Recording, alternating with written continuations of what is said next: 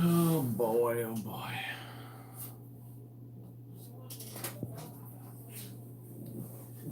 Shake up, Mr. All-Star. What's up, dude? What is up? Aaron, what's going on, dude? What is up? What's going on, Hank? Tom, Unseen Outdoors, what is up? Yeah, boy. What's going on?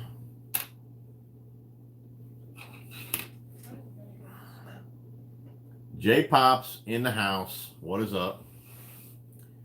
Karl XM3X Miami. What's up, brother? Black Man, what's up, dude? Jeff, my man. Good to see you, buddy. Eddie, Garden State, what's up? Linnell, Jay, Sean, Garrett, what's up? Hank, I don't want to hear, dude, but you catching them slobs down south? What's going on, Doug? Backyard Bassin, Felipe.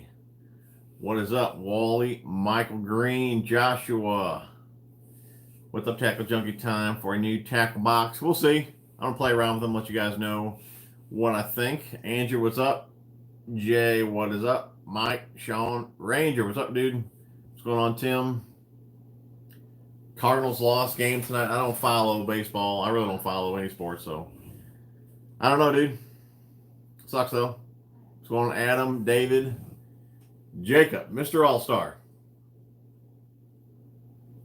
What's going on? Hey, Jacob, could you review those All-Star routes for me, dude? That would be awesome. No, I've never fished in Arizona.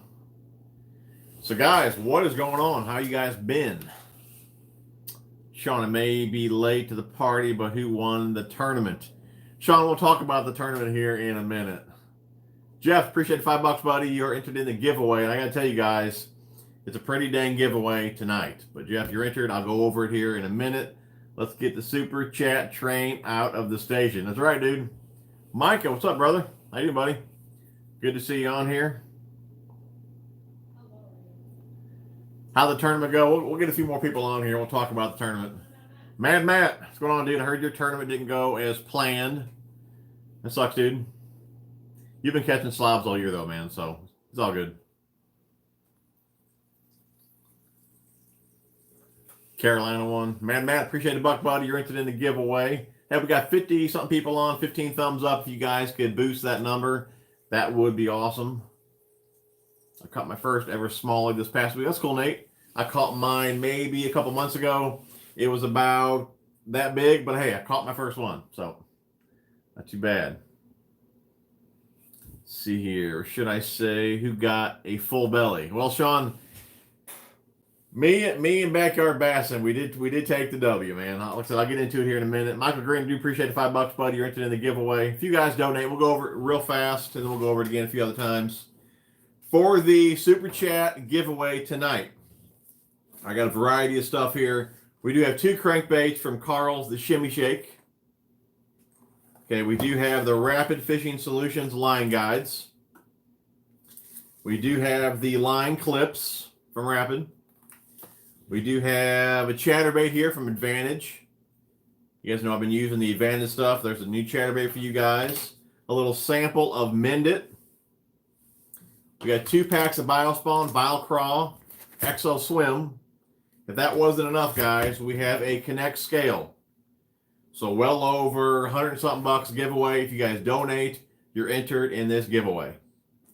So we'll go over that a few more times throughout the video. But that is the giveaway for tonight. Again, well over 100 bucks. You donate, you're entered.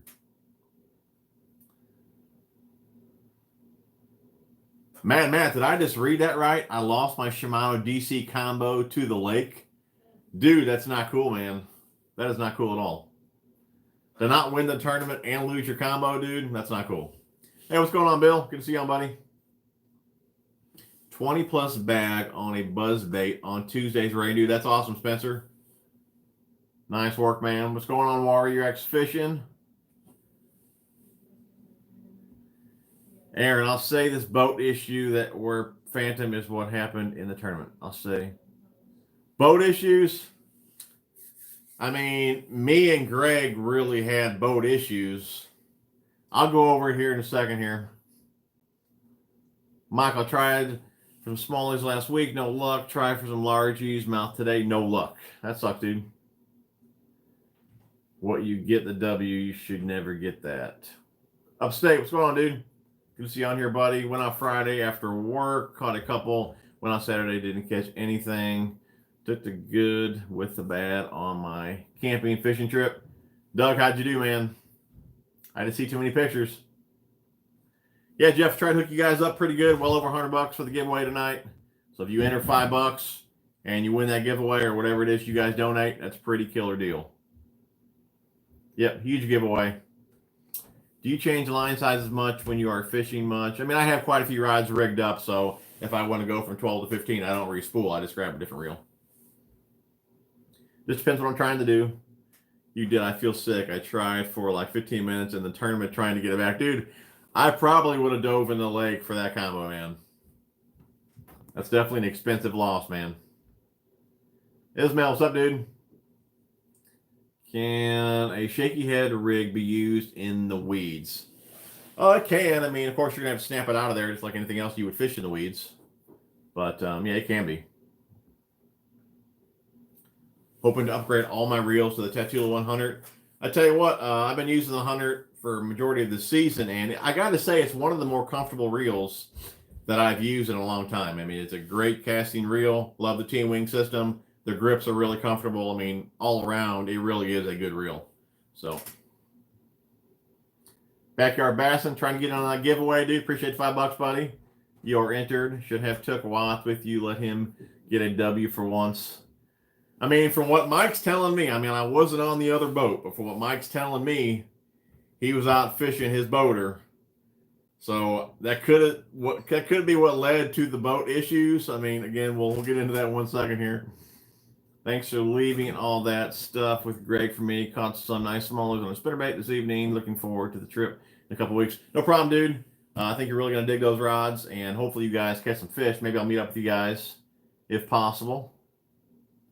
How often do I venture out of Illinois? Not often at all. Let's see here. Heavy Iron, appreciate $2, buddy. You're entering the giveaway. Any advice on what to throw for fall? Dude, I mean, I throw reaction baits majority of the year, but this time of year, they really do shine. Spinnerbait, I mean, all shad type patterns, you know, spinnerbaits, rattle traps, top water, either walking bait, buzz bait, something like that. Like I said, crankbaits, you name it, dude. I mean, the fish are pretty active in the fall. A fluke, I don't throw a fluke too often, but in the fall, I definitely have a fluke tied on. I mean, all shad type patterns, I have shad in my leg, so I'm always throwing something to mimic those shad and moving pretty fast to find those fish. All right. Hold on, what's Rob say? This week has been crazy. If you in Ohio, Tuesday was 80 degrees, and I caught some 3-pounders, and my buddy caught a 5. Then Friday it was in the 50s and 60s, and we caught 4 dinks. Yeah, dude, it's been kind of crazy here, too. It was just 90 a few days ago. I mean, it was like 90 degrees, like last week. And I think on the long-range forecast, I think one of the lows, like the next week or so, was like 39. So I think it's going to come pretty quick. It sucks, dude. Water temps are already 73 when I was out last week. So, Aaron, appreciate $10, buddy. You're entered in the giveaway. Yep, shaky head's fantastic for cold water. You know, a shaky head is a great bait that you can throw out. And I got a video on this, but you can throw it out if you know fish are in the area, if you're on a stump or something like that. If you know fish should be there. It's a great bait to throw out, leave in the same spot, and you can give it action just by shaking the slack in your line. So you can move it without actually moving it. Shaky head, it really is a killer bait. I mean, it's my go-to finesse bait. So, Gary, appreciate the $1, buddy. You're into the giveaway. Nebraska in the house. What's going on, Dickie? Yep, spinnerbaits, dude. Spinnerbaits work really good, Greg. Okay, so we'll talk about the tournament for a second here. Now, it was myself and Backyard Bassin versus Aaron, which he's in the chat here, and Wadded Fishing, Mike Watts. So we went to Lake Kincaid. We got there around, I don't know, 6 in the morning, something like that. It's over a 2-hour drive for me and Mike. So we met around, 3:30, 4 o'clock at his dad's house, and then we went from there to Kincaid. And we got on the water, like I said, right around 6 or so, waited for daylight, and then we took off, fished. Now, Okay. I don't have any footage from the tournament, guy. I did film 3 batteries. I drained 3 batteries, drained my remote battery. Greg went through his batteries, and there really wasn't really any action to speak of. So I think we were both kind of getting aggravated with filming when we really weren't catching that many fish. Some short fish, nothing to brag about. Long story short, and I'm sure Greg will have his story about this as well on his live stream tomorrow night, so definitely check that out tomorrow night. But myself and Greg did end up winning. That being said, Aaron left the lake around 12:30 or so. He said he had boat issues. I don't believe his boat was going over 10, 15 miles an hour. I don't know what happened to the boat. From what it sounds like, it was just too much weight in the boat with Mike and a full live well. That's what it sounds like. Now, me and Greg really did have boat issues. We drained the cranking battery. We had to keep swapping batteries. I mean, we lost a lot of time with that. But we really did stop fishing about the same time. We had to keep running around the lake to charge up the battery. So we really did have some boat issues. But like I said, Aaron, he left the lake around 12:30. We didn't even get to say goodbye to him. He just took off. I guess he was pretty concerned about his boat. Mike is saying that he already had 4 fish in the boat before Aaron caught a fish.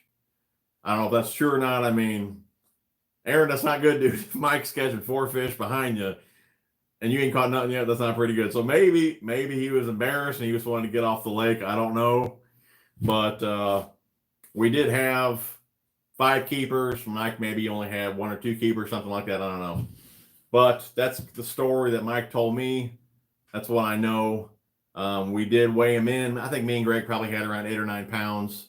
And I don't think really anybody had an actual lake keeper. I thought they said lake keeper is like 16 inches. And we made our own length for 12 inches. I'm not sure anybody actually had a lake keeper. I only put 1 in the live well, and it got called out. We did call a few different times.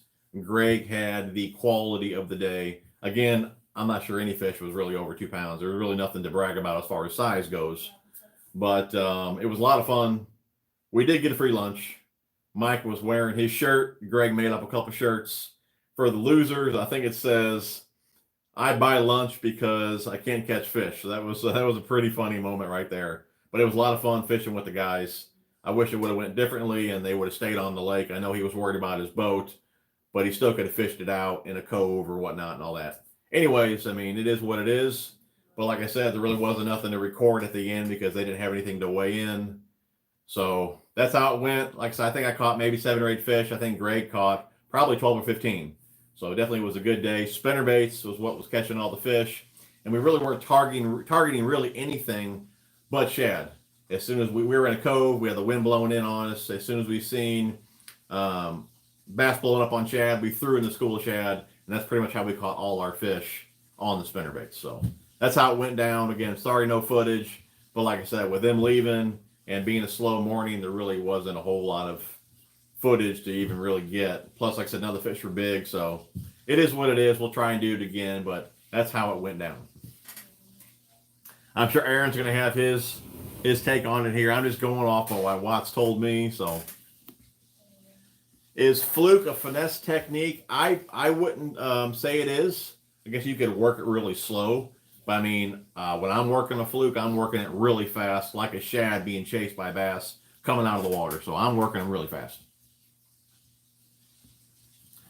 Backyard Bass in Lake of the Ozarks is going to be chilly one this next weekend. Yeah, dude, I look forward to it, man. Our weather's bipolar for sure, Micah. Go figure, man. I'm sure I'm way behind on comments here. Went out yesterday morning, it was 37 degrees. Had to fire up my hand warmers and a half. Dude, that's terrible, man. Too early for hand warmers, dude. Mike and I had 3 in the live well. After boats started acting up, we let them go and loaded the boat on trailer. Took to nearby shop to find nothing was wrong. So let's see here. Nice. I'm gonna do some shaky heads tomorrow. That's cool, dude. The pictures I posted on your Facebook page were the highlights of the fish catches. Only bass but caught first ever walleye. Good size keeper too. That's cool, dude. Very cool. Ever checked into buying replacement spools for your reels put different line weight without buying. Yeah, you can do that. You can contact the company that the reel is bought from, or you can even get like upgraded spools with upgraded bearings and all that from like ZPI and all that. Yeah, you definitely do that. And you never reviewed. No, I never did review the All-Star rods. I'll have to do that. That's funny, Aaron. That's the story, man. Mike told me. I don't know, dude. I saw the pictures. It was funny. Laughed out loud. Haven't had any luck on Texas rig setup this year. Only been catching bass on swim jigs, spinnerbaits. Do you use a Texas rig, and what do you normally use for soft plastics? Yeah, I use Texas rig pretty often. I'm more of a hard bait guy, but I mean, I do have a Texas rig rigged up pretty much all the time. If I come up to a piece of cover, something like that, I will pitch a plastic over to it. I mean, normally it's going to be a craw, whether it be a vile craw, rage craw, something like that. It's usually a craw, beaver type bait, hog, something along those lines. Yeah, Greg, it was a good time, dude. What's going on, Josh? With PJ81, a little late, missed last week due to watching baseball. Josh, man, what's up, dude? Baseball over tackle junkie? Yeah, no wide fishing, Greg. I guess he just couldn't handle it, man. He knows we were going to talk about it, but I'm just telling the truth, dude. That's how it went down, man. I know we don't have video, but that's how it went down. Power finesse. What do you think about Spider Wire brand? I haven't used it. Could not tell you. I don't think I've heard a lot of great things about it. I'm not saying it's bad. I'm just saying I don't think I've heard a lot of great things about it. As far as braid goes, I've been using FX2 for years, and I don't see myself switching from that. FX2 is some killer braid from Sunline. Have you ever tried the Ned rig? And if so, have you had any luck on it? I've used it multiple times. I've caught one small one. Rob, I've used it a few times. I've caught a couple little bass on it. It's nothing that I have confidence in fishing muddy water, but something I do plan to play around with more next season. I got some of them Guggen, rattling Neds, so I think I have a little more confidence in those with some noise. But again, I don't have a whole lot of confidence in that at all. Again, I've caught a couple little jokers on it. Nothing to brag about. What's going on, Jay? Appreciate $5, buddy. You're entered in the giveaway. Aaron says it was fun. Boat would not go over 6 miles per hour. Boat ran fine up till 11:30 with water and fish and the live well. Never had motor issues like that before. It's all good. We lost. They won. Fair and square. We'll do it again, dude. Old Backyard Basson said he's used spider wire. It ain't too bad. Jake said I use spider wire. That is what I have on right now. No Guggens, dude. You don't like striking, man?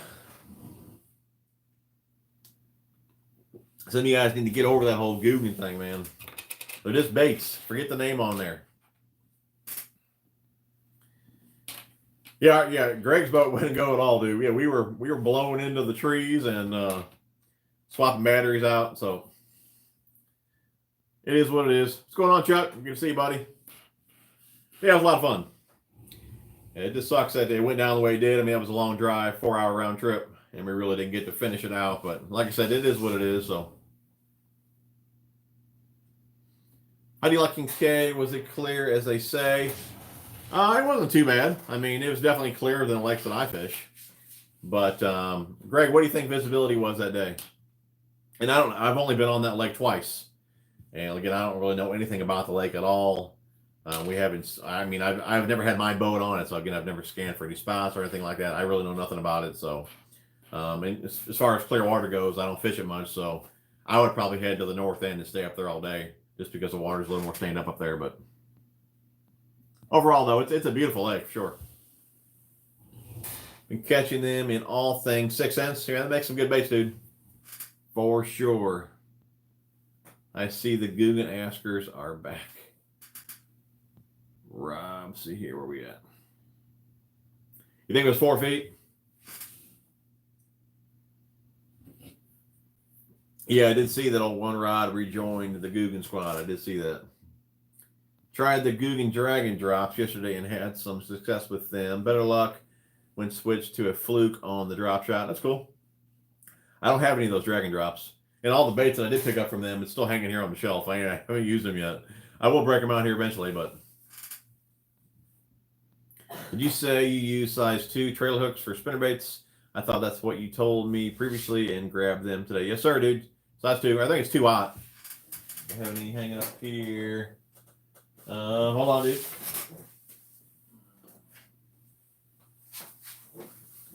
Mr. Murphy, yes, sir. You can see that. Any folks in 2/0. Anyways, 2/0 is what I use. Size 2 would be pretty small. Let's see here. I use spider wire, pull the log out of the water, 50-pound braid. Don't forget to hit that thumbs up, everyone. That's right, we got 70 people on, 34 thumbs up. I bet we could double that really fast. Anyone that's tuning in, we got a killer giveaway for you guys tonight. We do have 2 shimmy shakes, crankbaits. We got the rapid line guides, both sizes. We got the line clips. We have a chatterbait from Advantage. We have a little sample of Mend It. We have 2 packs of Biospawn in Pearl, perfect for fall, Foul Crawl, Exo Swim. And to weigh all them biggins, we have the Connect scale, guys, well over a $100 value for this giveaway. You donate, you're entered in that little giveaway. Or I guess I should say big giveaway. All right, let's see here.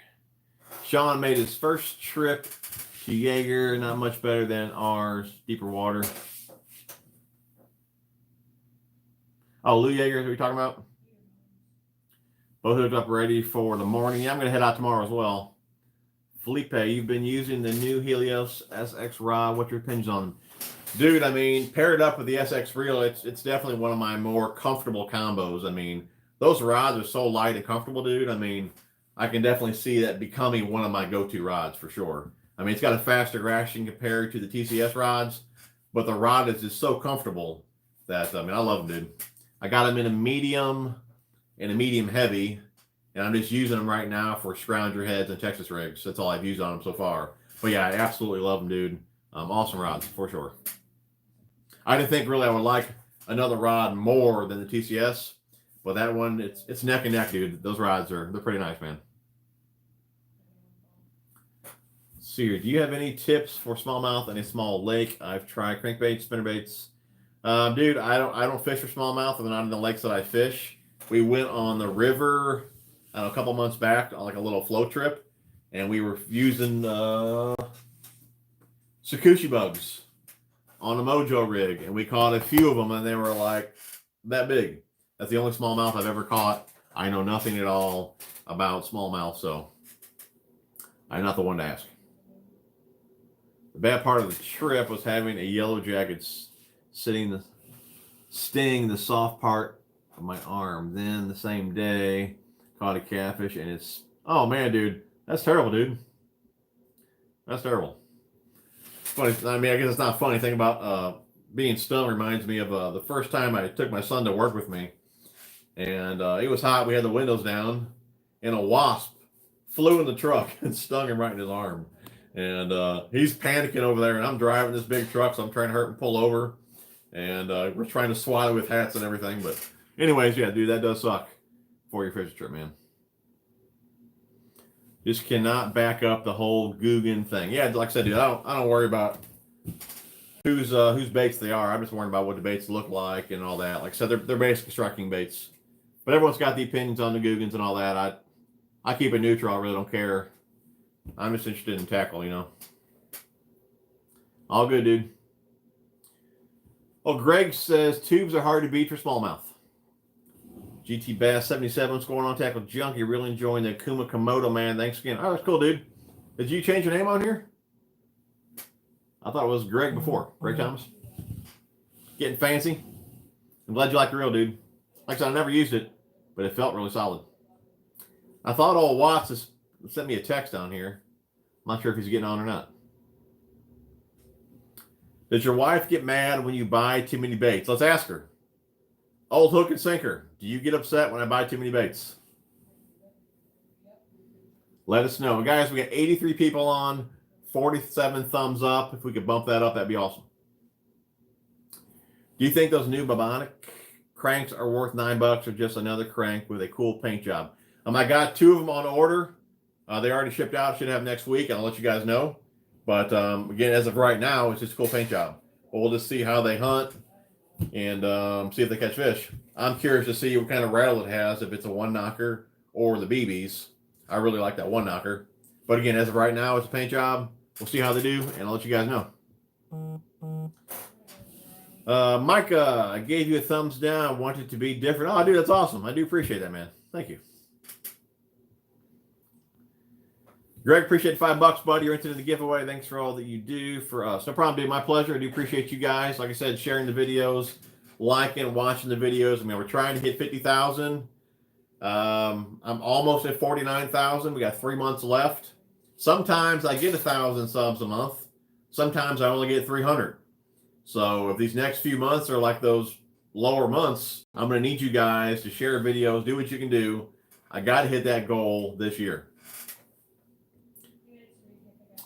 What baits do you put on a scrounger head? Mainly a fluke is what I put on there most. Fluke. I'm trying to think of the ones that I use. Of course, I use the Zoom flukes. I use, what are they called? The Mickey? I can't think of it. Eventually, I'm going to make a video on the scrounger head. Again, I've been trying to dial the baits in. That's something I talked about before. When you're throwing a scrounger head or even a lighter chatterbait, you got to match that head weight to the size trailer. And that was something I struggled with when I first started throwing the scroungers. Now I think I got it dialed in. If I don't get that video out to you guys this year, I'll get it out next spring because I'll be throwing that quite a bit. I see your text, Micah. Love you too, brother. But, yeah, mainly a fluke is what I use on there.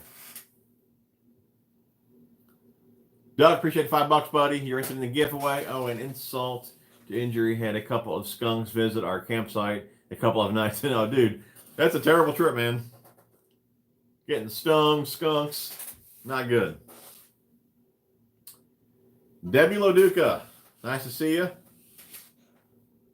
Appreciate you tuning in. Now that you said hi, you can go watch a movie with Dad. Appreciate you saying hi. Felipe, nice. For every G Loomis rod I have 2 or 3 TCS. I'm not quite sure which I like more. TCS are just addictive. Dude, I mean, they're awesome rods, man. And once you really get used to that softer action, I mean, it's hard to put them down, do they? They just got a great feel to them. You know, I just feel I land more fish with that softer action. Aaron says, like them, hate them. The Googans took ideas and ran with them, making money, and you and I do going to work. The baits work great. Yep, I agree, dude. What they're doing is definitely working for them. Tubes and single tail grubs have caught most of my smallmouth. I got stung by hornets, and my lord, those things are vicious. Dude, it was years ago. I was spending the night at one of my friend's house, and we were young and dumb, and he's by some woods, and we've seen a hornet's nest out there, and I pick up a newspaper like an idiot, and I launch it at the hornet's nest, and I'm assuming he's seen that I was going to hit it. I turned around, he done took off. I hit the hornet's nest. I got stung a bunch of times. They're not fun, dude.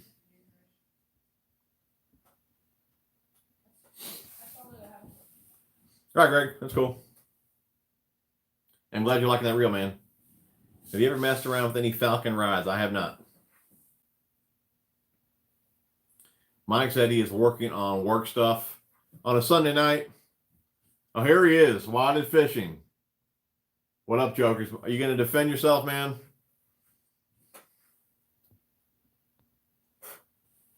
Oh, there we go. You guys asked about if Miss Tackle Junkie gets upset when I buy baits. She said, nope. Baits for him, shoes for me. So there you go. What size scrounger heads do you use the most? Well, it all depends on the bait you want to throw. I mean, normally I would start out with like a quarter or something like that, but you really have to watch what you put on it just because there's not a lot of smaller baits on or that you can put on it that's going to match that head weight. So I've been going to 3/8 and a half just so I can put on a bigger bait. If you want to run like a 5-inch fluke, you at least have to have a 3/8 or a half-ounce head. Like I said, if you put that 5-inch fluke on a 1/4-ounce head, all it's going to do is roll. You won't get any vibration. It's not going to do anything but roll on you on the way in. So, again, quarter is what I'd like to go with because I fish really shallow. But, again, I bumped it up to 3/8 and a half just so I can put on a bigger bait. So. And I'm using the ones from Picasso. They're called the Sujin. It's pretty cool, too. They come with, do I have any up here? They come with 2 different sizes or 2 different, I guess, thickness of, I guess, blades you can call them that you can adjust the vibration with. So if you want more vibration out of the bait, you can put on a stiffer bill versus a softer bill. So it does come with one on there, and then it comes with an extra one that is a little bit stiffer, and the one that's softer than the one that's on there. So again, you can adjust the vibration with that way. Thanks, Jeff. I do appreciate it, bud. She probably already got off, but I do appreciate the comment there. Hey, TJ Brazil in the house. What's going on, dude? Glad to have you. Backyard Bass and Wide Fishing says he's working on work stuff. Yeah, I bet he is. With Guggen, you're paying for the name on the package. I wouldn't agree with that. Shoes. I guess shoes are the secret, dude. I mean, I can't even walk in our closet. We got so many shoes in there, so I guess that explains, you know, all this tackle, all those shoes. I'm thinking about trying the new 13 lures. Looks dope. Yeah, they don't look too bad. Thank you, Mom.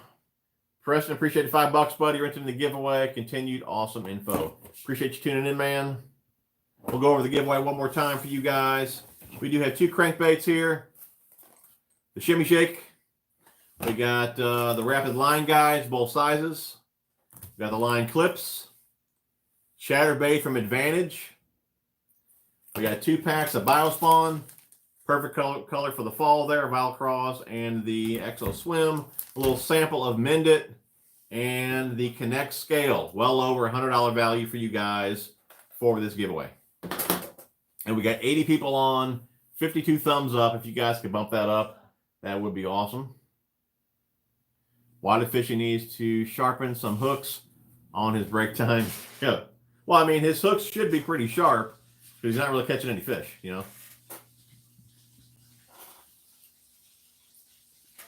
My wife don't know how I bought 3 new reels and 1 rod this year. I want some of them new yeah, those new crankbaits, they do look good. Actually, I should have them next week and we'll try them out. I mean, if anybody's going to try out a square bill and put it through the test, it's going to be me. So I'll let you guys know how it is. Wide Fishing, dude. How's that shirt fitting you, man? That's a fabulous hook and sinker to you. Yeah. Make It Together Outdoors. I think they're closing down again. Bought an $80 reel for $21. Dude, that's awesome. I thought a buddy of mine, he might be on here, Sean. I thought he said, was it Field and Stream? It's closing down as well. And he got some pretty good deals on some reels. Boca bearings, I used to swap those out all the time, and they do make a difference. It just depends what you're looking for. If you think you're going to put in Boca bearings and like get an extra 50 yards, that's not the case. I mean, overall, they make the reel feel better. You do get some casting distance. I'm going to say, you know, 15, 20 feet, maybe. Just depends on the bait, things like that. So you do gain some distance, not a ton. So you just need to weigh that out if it's worth the cost for a few extra feet. I mean, you can run them dry, so you don't really have to maintain them like you do stock bearings. So there are some benefits to Bocas. Again, I haven't ran them in a long time. It's definitely an upgrade from stock bearings. It just depends, again, what you want to spend. Is it worth a few extra feet? So that's up to you. They are an upgrade from stock bearings, but again, you're not going to gain 30 yards. That is not happening. And I do have a few videos on this as well. I think what it does more, let's say you're casting 40 yards before, then you put Bocas in, you'll easily get 40 yards with way less effort. So that's how I guess I would put that. I bet we, the tournament, should have been closer if we didn't have Mike. It wouldn't have been any closer, dude. We had boat issues. And like I said, we probably stopped fishing about the same time you did.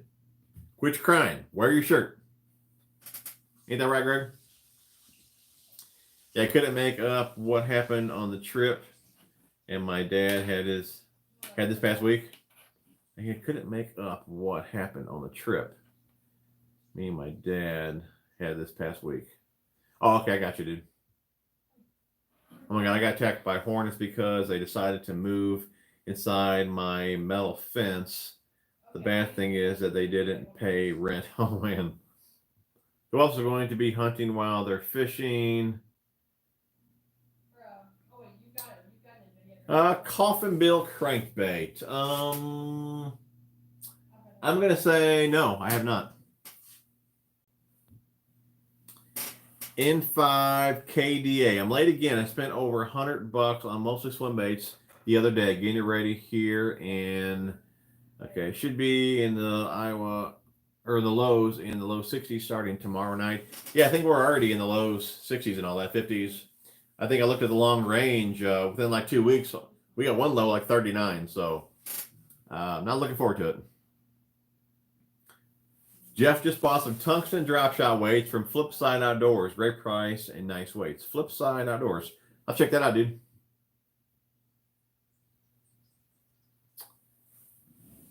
Yeah, Aaron. Yeah, I mean they're about the same cost of as everything else. So, but if you get them at Karl's, you can save some money. Unseen Outdoors. Of course, you're going to agree, dude. You don't like the Googans. Yep, gotta love the biospawn. Hello from NC. What's up? What's going on, Steve? How do I enter the giveaway? I wasn't here when you explained. All you gotta do is donate. If you donate whatever amount, you're in the giveaway. But you have to look back when the video is processed because I'll have the winner in the comments. And how we do it, if there's 10 people that donate, we use a random number generator. It gives us a number. We count down how you guys donated, and that's the winner. So that's how we do it. But you have to look back. There's no way for me to contact you. Look back, respond to me, either email or message on Instagram or Facebook, and I'll reply back to you, get your info, and I'll ship it out. So that's how you do it. Just donate. JWC, what's up? Got my first fish on a shock blade. Dude, how do you like shock blades, man? I love them. Wada fishing. That funny, dude? It's like that shirt was made for him. I know, dude. Field and Stream got bought out by Sportsman Warehouse. Oh, okay. I thought Sean was saying like reels are like 30% off. Yo, Junkie from South Florida. What's up, dude? BT in the house. I finally hit 250 subs today. Only 250 more to hit my goal for the year. Guys, I'll tell you what. 87 people around here right now. 87 people. Okay, 86. Backyard Bassin, good buddy of mine. 250 subs. His goal is 500. If we can get him to 300 subs during this stream, I know you guys can do it. I'll add in a few more packs of baits here to this giveaway. All right? I know you guys can do it. Somebody keep tabs on it. He's got 250 now, 87 people on. All you got to do is give him a sub. And like I said, let's bump him up to 300.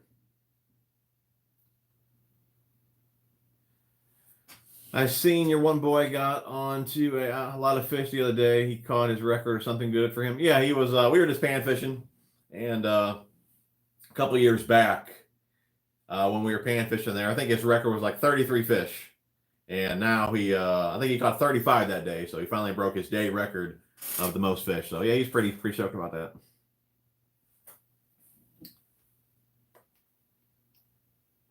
Catching bass with every cast. Where did you get your rod racks?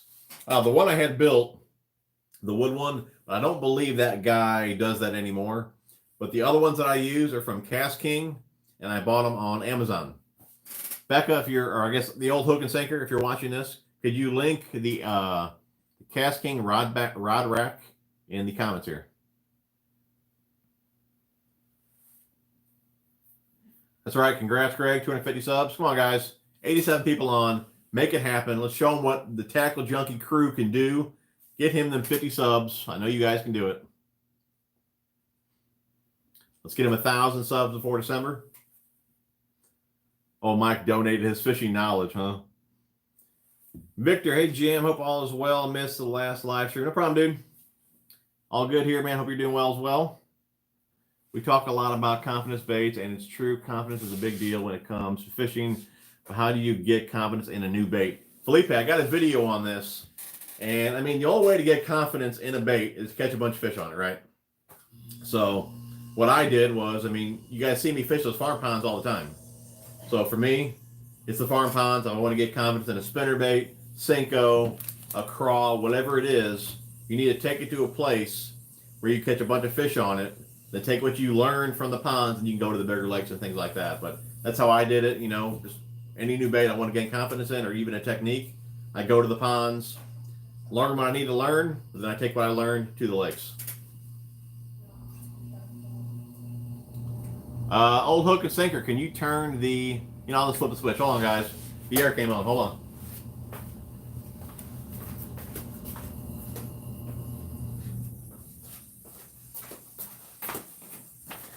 I'm back. I thought you turned the air off.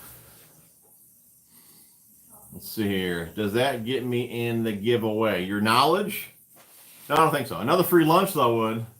You can donate some money for free lunch. What's your favorite flipping bait?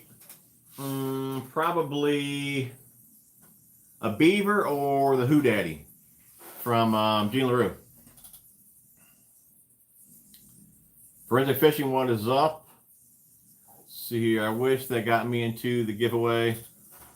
Let's see here. In 5 KDA. Appreciate $2, buddy. You're entered in the giveaway. Upstate Angler. Appreciate $5, buddy. You're entered in the giveaway as well.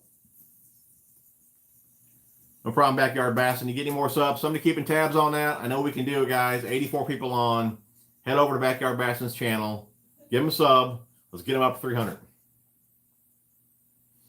Why does fishing needs that scale to make sure he isn't getting shorted on a quarter pounder at McDonald's? That's great. Let's get him to 1,000 by December, and I'll chip in on one of the giveaways. Old BT waked them good this Saturday down here. Square bills and 5-inch stick baits. It was a great day. Glad to hear, buddy. That's awesome, man.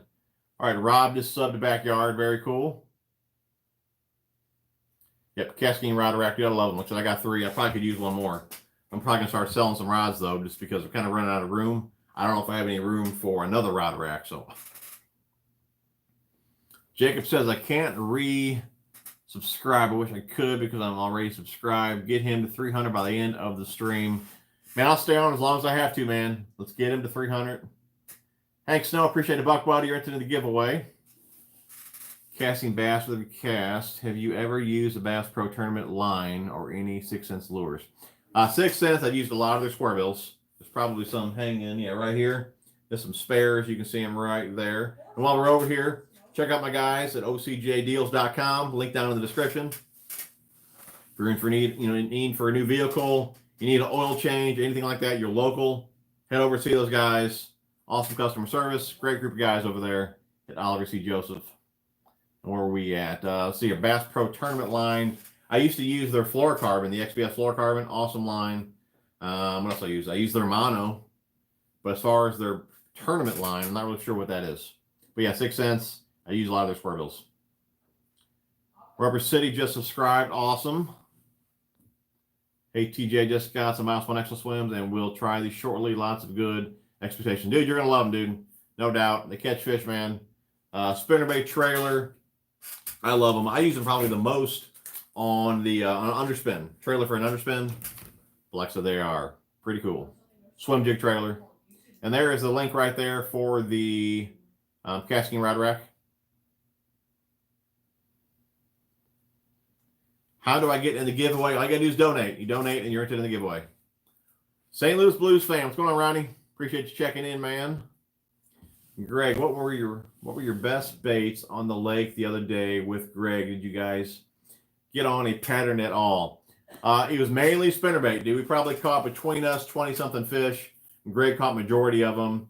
But really the pattern was we were in a cove. The wind was blowing in on that cove. And when bass were blowing up on the shad, when we seen the school of shad, we threw our spinnerbaits in the group or in the school of shad. And that's how we caught our fish. I think majority, probably 95% of the fish were caught that way, just throwing our spinnerbaits in a school of shad. Let's see here. Old Hook and Sinker, link his channel in here, please. Babe, can you do that? Can you link Old Backyard Bass's channel? Mike said, what's up, Junkie? Have you ever tried the G2 shell cracker? Yep. I got a couple of those in the bluegill. Love those baits. It's funny. I had 2 of them, and I've always had one. It's probably still hanging up here. It's up here. You guys can't see it. But somebody kept saying, a lot of my old videos, are you ever going to use that thing? I guess I didn't know I had 2 of them. But, yeah, it's a great bait. It's a wake bait. Love it. Haven't really caught anything big on it yet, but it really is a great wake bait.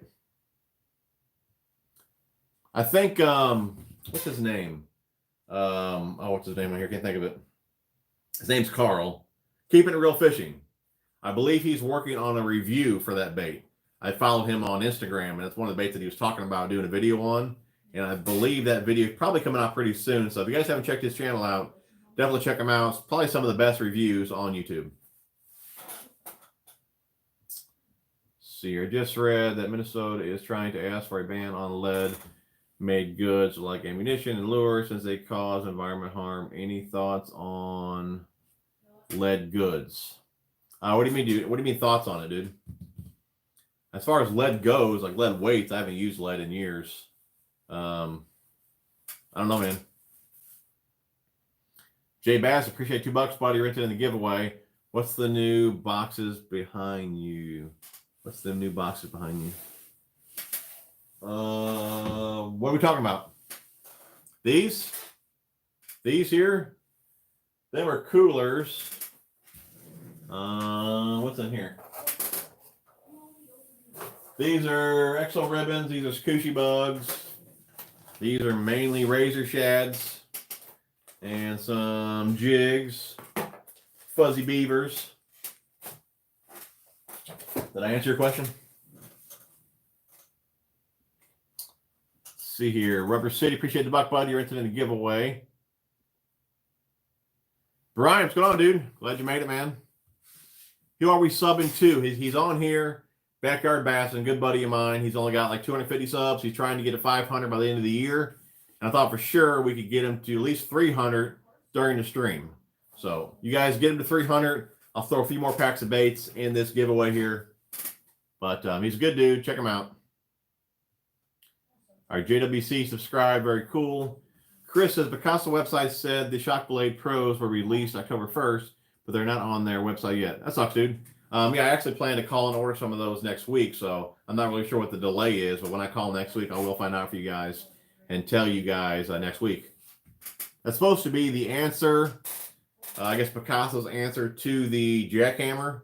But in my opinion, my opinion, the Shock Blade is already every bit as good as the jackhammer, so I'm really pumped to check out what Picasso's done with this new one. See here. Sweet Lou, appreciate the $3, buddy. You're entered in the giveaway. He's at 260. All right, we've already got him 10 subs. If you guys give him 40 more, I know we can do it, man. Micah, dude, go sub Backyard Bassin and shut your face. Oh, wait. Micah, here's you send me a text. He's at 263. I'm assuming you sub. Thank you. So don't shut your face. If you could pick one, or if there is one, what is the best all-around universal line? Micah, I'm going to have to go with mono. A lot of guys don't talk about mono anymore or even use mono. You got to think, years ago when fishing rods were being made, majority of the actions years ago were fast action rods. So you usually want some give somewhere, either in the rod or the line. So at that time, it was great to use mono with a stiffer rod. Now these days, majority of your actions are soft. So I prefer a fluorocarbon line, which is it's a low stretch line. It's a sinking line, but I prefer that just because the rods are much softer. You got to think when you're using mono now with these softer rods, if you make like a 40, 50 yard cast and you set into a fish, dude, you got all that stretch in that line plus the action of the rods going to give. So it's really hard to hook a fish on a long cast with mono. But that being said, the reason I go with mono is because it can be used for anything. I did something, you jerk. All right, Micah. Well, yeah, what I'm saying, Micah, you interrupted me, dude.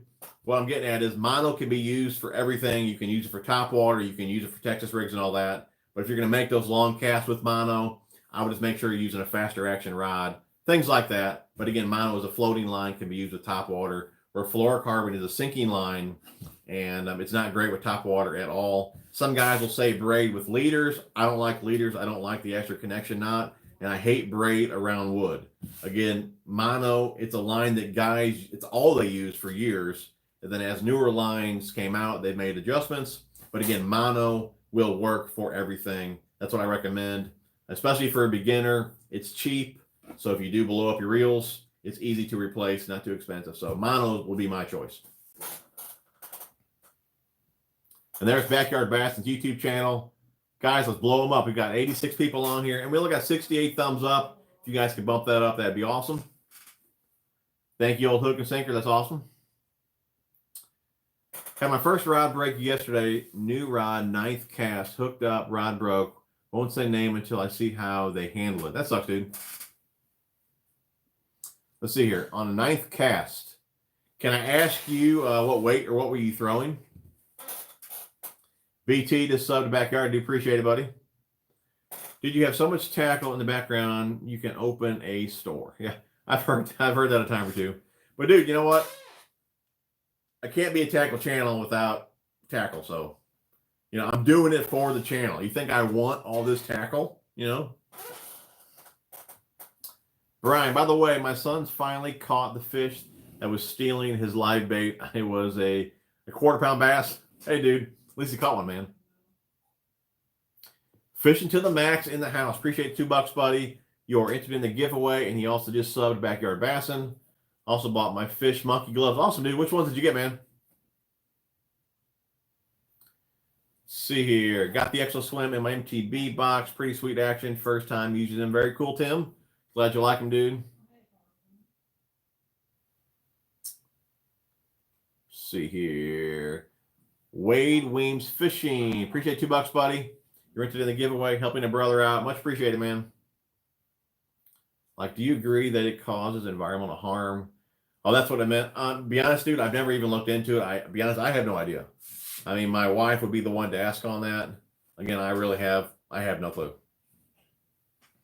I guess if they say it does, then I guess it does. But again, I never really looked into it to see what it does.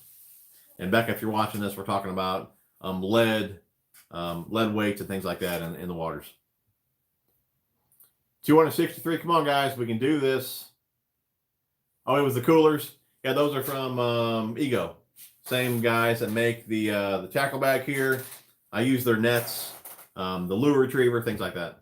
They see me promote their nets and all that, so they hooked me up with some coolers. So we'll play around with those, and I'll let you guys know how they are next season. No, catching bass with every cast. I'm not really big on the umbrella rig. I've thrown it a few times, and that's never really got into that. I probably should, but I never got into it. What kind of weights do you use for your Mojo rig? It's just a little lead clamshell. I like the clamshell over like the regular split shot. I feel it comes through grass a little bit better than the split shot. The Nutty 0101. Appreciate $2, buddy. You're interested in the giveaway. Loving the channel. You guys are awesome. I do appreciate it. Did you get the KVD speed bags? Let me show you something, dude. Where are they at?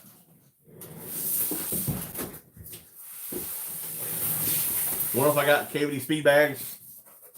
I didn't get these from Karl's. I got these from Tackle Warehouse. I don't know. A few months ago. Yes, I got KVD speed bags. That's going to be my winter project. I'm going to try organizing a different way just to give you guys just some other options.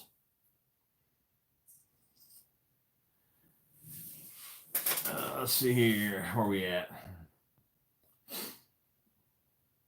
Oh, we're talking about shutting your face. Am I that far behind on comments? I was talking to Micah about shutting his face. I use mono only for top water, braid, and fluorocarbon. All this. I tell you what, I use mono for top water, like you said, and I use it for cranking sometimes, depending on the depth that my crankbait dives. If I want to make it dive shallower, I'll use mono, bigger diameter. Again, I'll keep it up shallower just because it's a floating line again with a bigger diameter. So that's really the only times I use mono now. Is again just for to control my depth and top water. Old Russ said, caught a bunch of fish on swim jigs yesterday. Like the video you put out on swim jigs. I feel like my hookup ratio was bad though. Fish are grabbing the tail of the bait. 7.2 medium heavy mod fast, 14-pound mono. That could be it right there, dude. I mean, with a moving bait like that though, you usually hook up pretty good just because you're moving the bait. You know, there's not that much slack line out there, but you are using a moderate fast action rod with mono. So you have a softer rod with a lot of stretch in that mono. So there's a good chance you're just not getting the hook in the fish. So that would be the first thing that I would think, just because I just talked about this here a second ago, just because you're using a softer rod with mono. My swim jig combo, I use a softer rod. It's a heavy power rod with a mod fast action. And I'll use 50-pound braid on it just because I got a softer rod. But yeah, when you combine the softer rod with all that stretchy mono, I mean, you got to think, dude, if you have just a few feet of mono in your hands, I mean, you can stretch it a good amount. So you have to imagine a 30, 40 yard cast. How much stretch is in that line? So especially if you're fishing a bottom bait, you throw it out there, you get bit, you got to take up the slack, swing on them. The rod's going to load, and then you still have all that stretch in that line. So it definitely plays a role in losing fish, I believe. That's Stanley. Hey, TJ, stuck at work. Just wanted to stop in and see what you had for your free lunch and if there is a video coming out. Stanley, we had KFC. It was a fantastic lunch. Old Mike Watts bought. There were some boat issues on the lake. I had to just watch the stream again. I explained all this earlier, but we did get a free lunch, and that's all I say. Like I said, I don't want to take up more time talking about it, but just watch the stream back and you'll see what happened. But yeah, lunch was fantastic. Old Mike Watts, he buys a great lunch. The Sunline to Fire Armillo is a awesome mono, very low stretch. Basically, is a fluoro that floats. Okay, cool. Yeah, no video. Like I said, first few hours, I mean, I burned through 3 batteries. I don't think we even had any fish yet. Maybe a couple little ones. My remote died. Greg went through his battery, so I think we just said screw it and stopped recording. And we got 92 people on here, 75 thumbs up.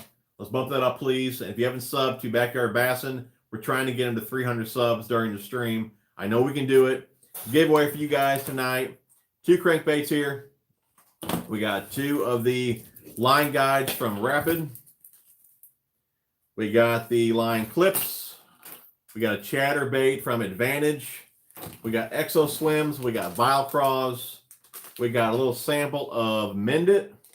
And we have the Connect scale, guys. Over $100 value here. You donate, you're entered in the giveaway. And guys, again, we're trying to get Greg to 300 subs. If he gets there, I'll throw in a couple more packs of baits. All right, spinning reel swim bait on 10-pound fluorocarbon, drag about 5 pounds. Spinning reel swim bait on 10-pound fluorocarbon, drag about 5 pounds. Oh, you're saying 5? I got you. What you're saying there. Did you ask me something about that? Did I miss that? I want all that tackle junkie right. Never pulled line on the drag. Huh. Okay, the old hook and sinker. I'm assuming this is something on lead weights. She pulled up something here. So, is it hard work for you to fish on someone else's boat being a tackle junkie? I hate it, dude. I hate packing for it. And, you know, when I'm on my boat, I'll have a dozen rods rigged up and all that, ready to go. Everything at my fingertips, all the tackle I want. I mean, my boat is my tackle box. So when I got to go on somebody else's boat and only pack 3 rods, normally whatever I have tied on, I won't even switch because I don't even want to be aggravated with trying new baits. Just because I'd rather just have all my combos with me and all the tackle with me. So yes, I don't like fishing on somebody else's boat. I take that back. It's not that I don't like fishing with somebody else. I like fishing on my boat because, again, my boat is my tackle box. So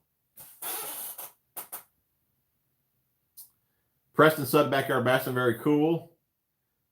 We got to count on Greg's subs here. We're going to get him to 300.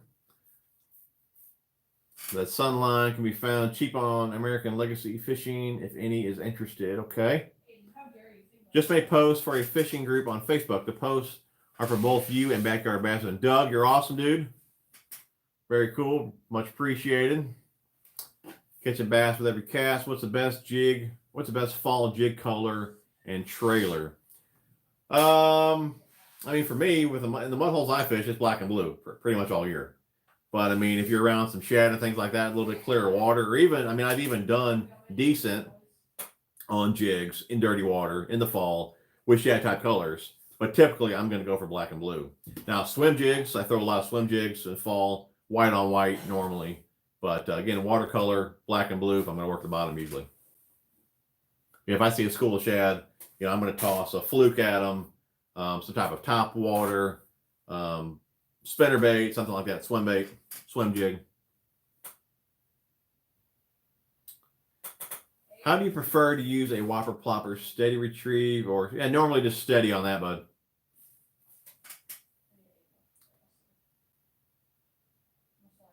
Let's see here. Swapped over to tungsten, no more lead. Yeah, I haven't used lead in years. I mean, I guess I do use lead for my little mojo weights, but as far as like my Texas rig weights, I haven't used lead in a long time. See you in the house. What's going on, dude? Better late than never, man. 91 people on, 79 thumbs up. Keep it going, man. Editing my knife now, watching your stream. I'll probably be out before your stream is over. Dude, we're staying on, man, until Greg hits 300 subs. If we got to stay on to midnight, we're doing it. The crushers wanted that index finger protection for spinning cast. That's cool, dude.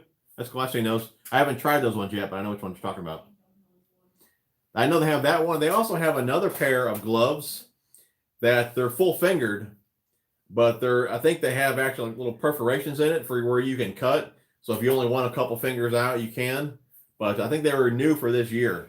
I'm not sure if they might have been like black and green, but I'm glad you found one that you like, man. Wade just hit the sub button. And if you guys have a channel yourself, make sure you tell Greg, and I'm sure he'll sub back to you. So sub for a sub. We got 96 people on, 80 thumbs up. Let's keep it rolling.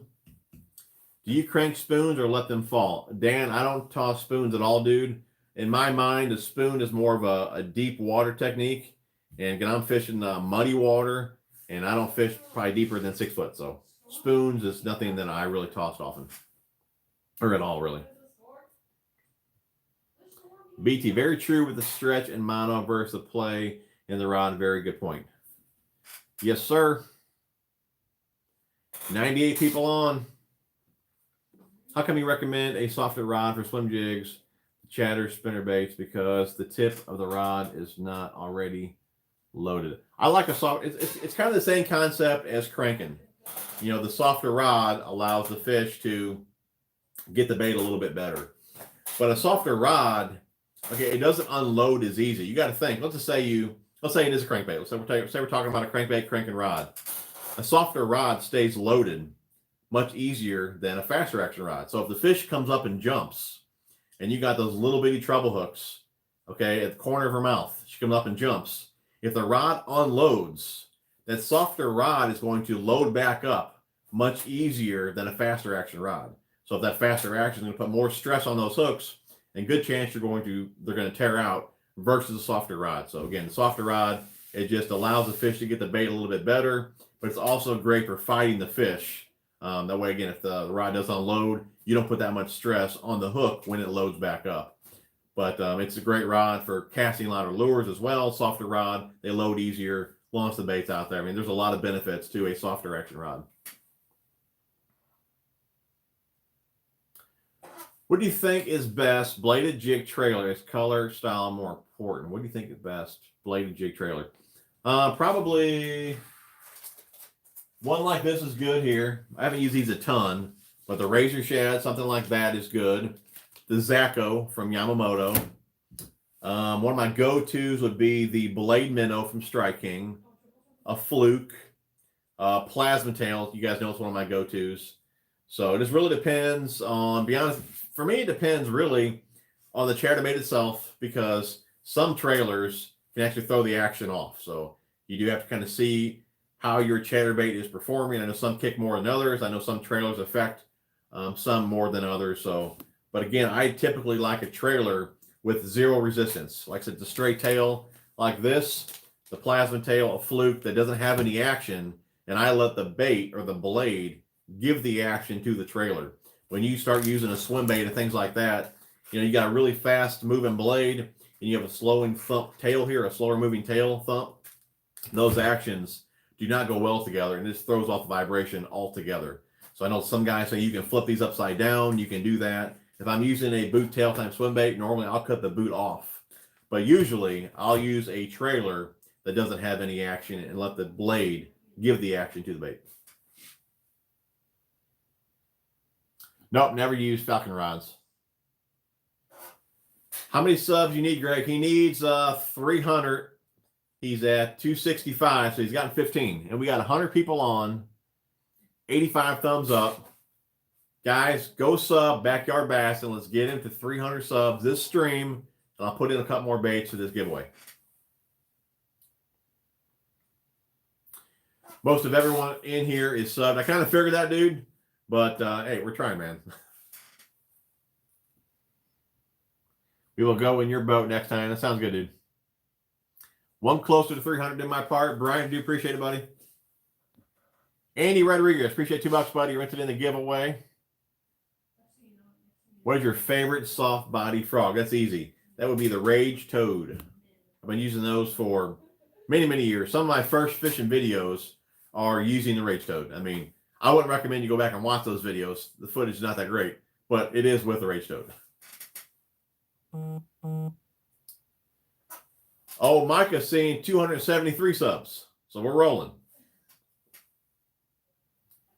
Let's see here. What is the best 6 cent square bill color for fall? There's something in the shad color. So what do I even have up here right now?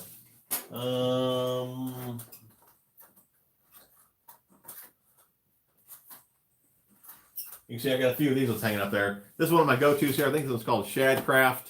I really like that one there. Or there's probably one here. What's this one called? 4K Shad. That'll be my two go-tos from 6 cents.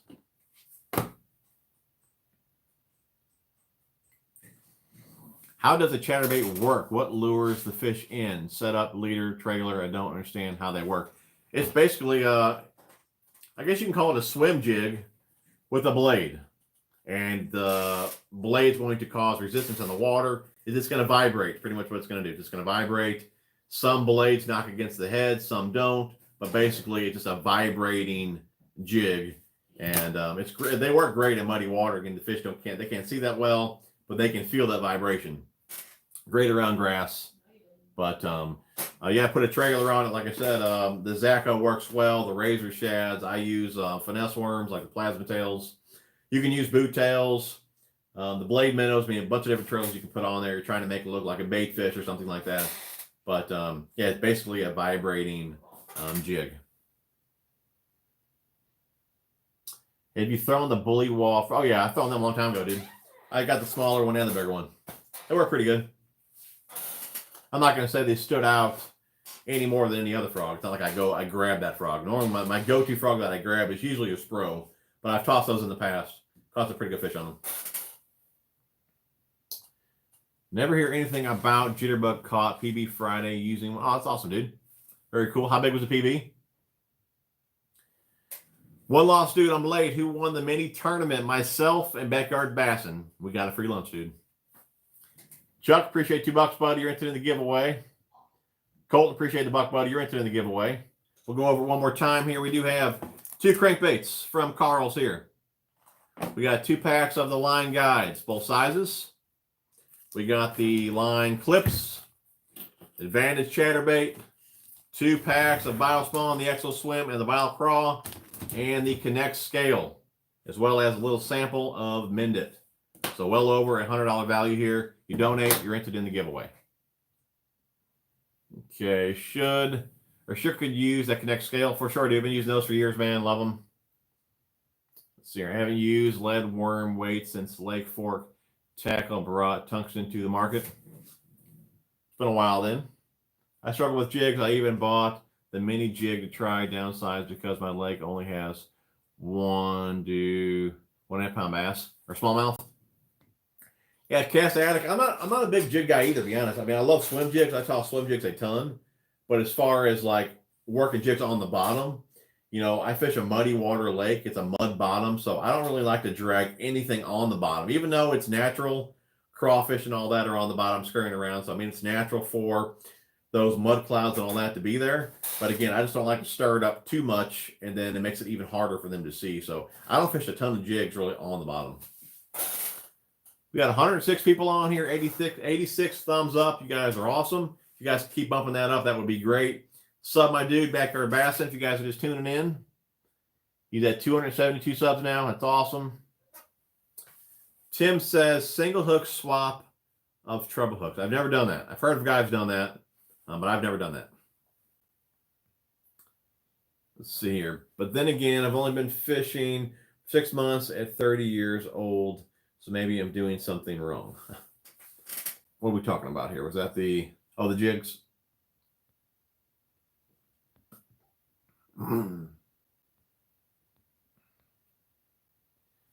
Aaron, you're coming with us, huh? All right, BT says, today's rods allow you to play the fish without losing them like the old days with all you had were stiff and heavy. They were nothing in between. The tech is so much better today. For sure, dude. I totally agree, man. That's kind of what I was saying earlier. It wasn't a big deal years ago to use mono with those stiff rods. But today, using mono with those soft rods, it can be an issue.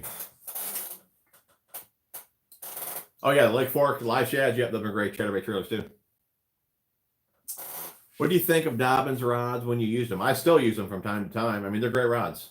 Don't get me wrong, but I do prefer the softer actions. Once I got into the softer action rods, I probably won't really go back to those stiffer rods. Maybe for certain techniques, maybe for a Texas rig, something like that.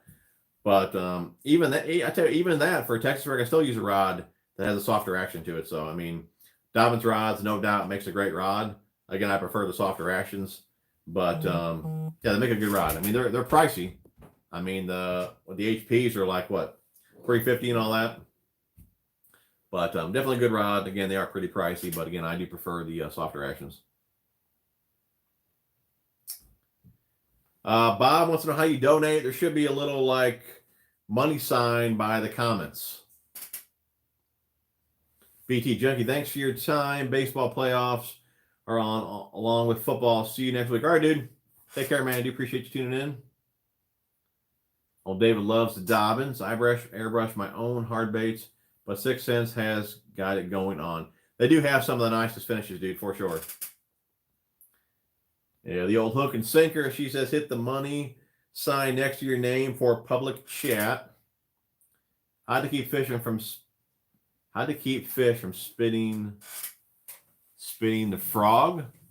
You know, it's frog fishing, or really any top water. When you get that blow up, your first reaction is to hurt and swing on them. You need to give it that 1 or 2 seconds if you can. When you feel the fish, when you feel the weight of the fish, then swing on them. Again, it's hard to do initially. As soon as you hear that blow up or see it, you want to swing, and you're pulling it away from them. So you need to wait till you feel the fish, then swing on them. If I'm actually correct, it's 1061. Matt, appreciate $2, buddy. You're into the giveaway.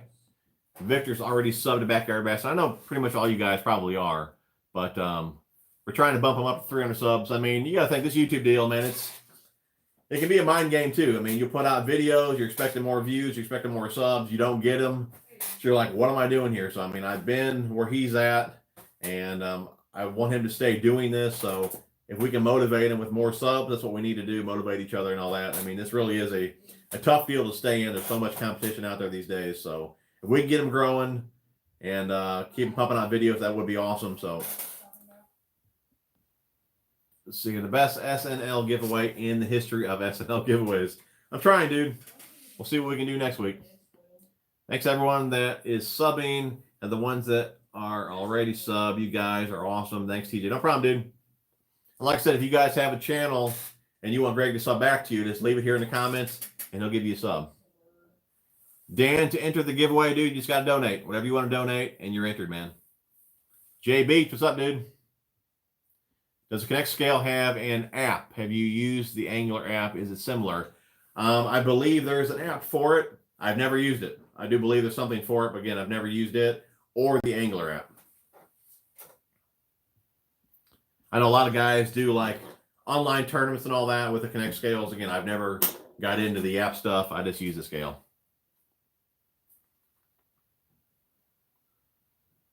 All right, Jacob, dude, we'll see you when you get back, man. Another good trailer for swim jigs in Chatterbait, the Rage Menace rigged with the tail vertical. Yeah, dude, man, I love those as well, man. Have you seen, Victor, have you seen that the Menace and the Cut R Worm are now available in that Tequila Sunrise? I ordered up some of those, dude. Those look killer. Do you think tungsten is worth it? Where can you get cheap wholesale weight? Russ, I wouldn't recommend getting a really cheap tungsten. It could have sharp edges. You're going to cut your line, things like that. So if you are going to get tungsten, I would recommend getting some good tungsten.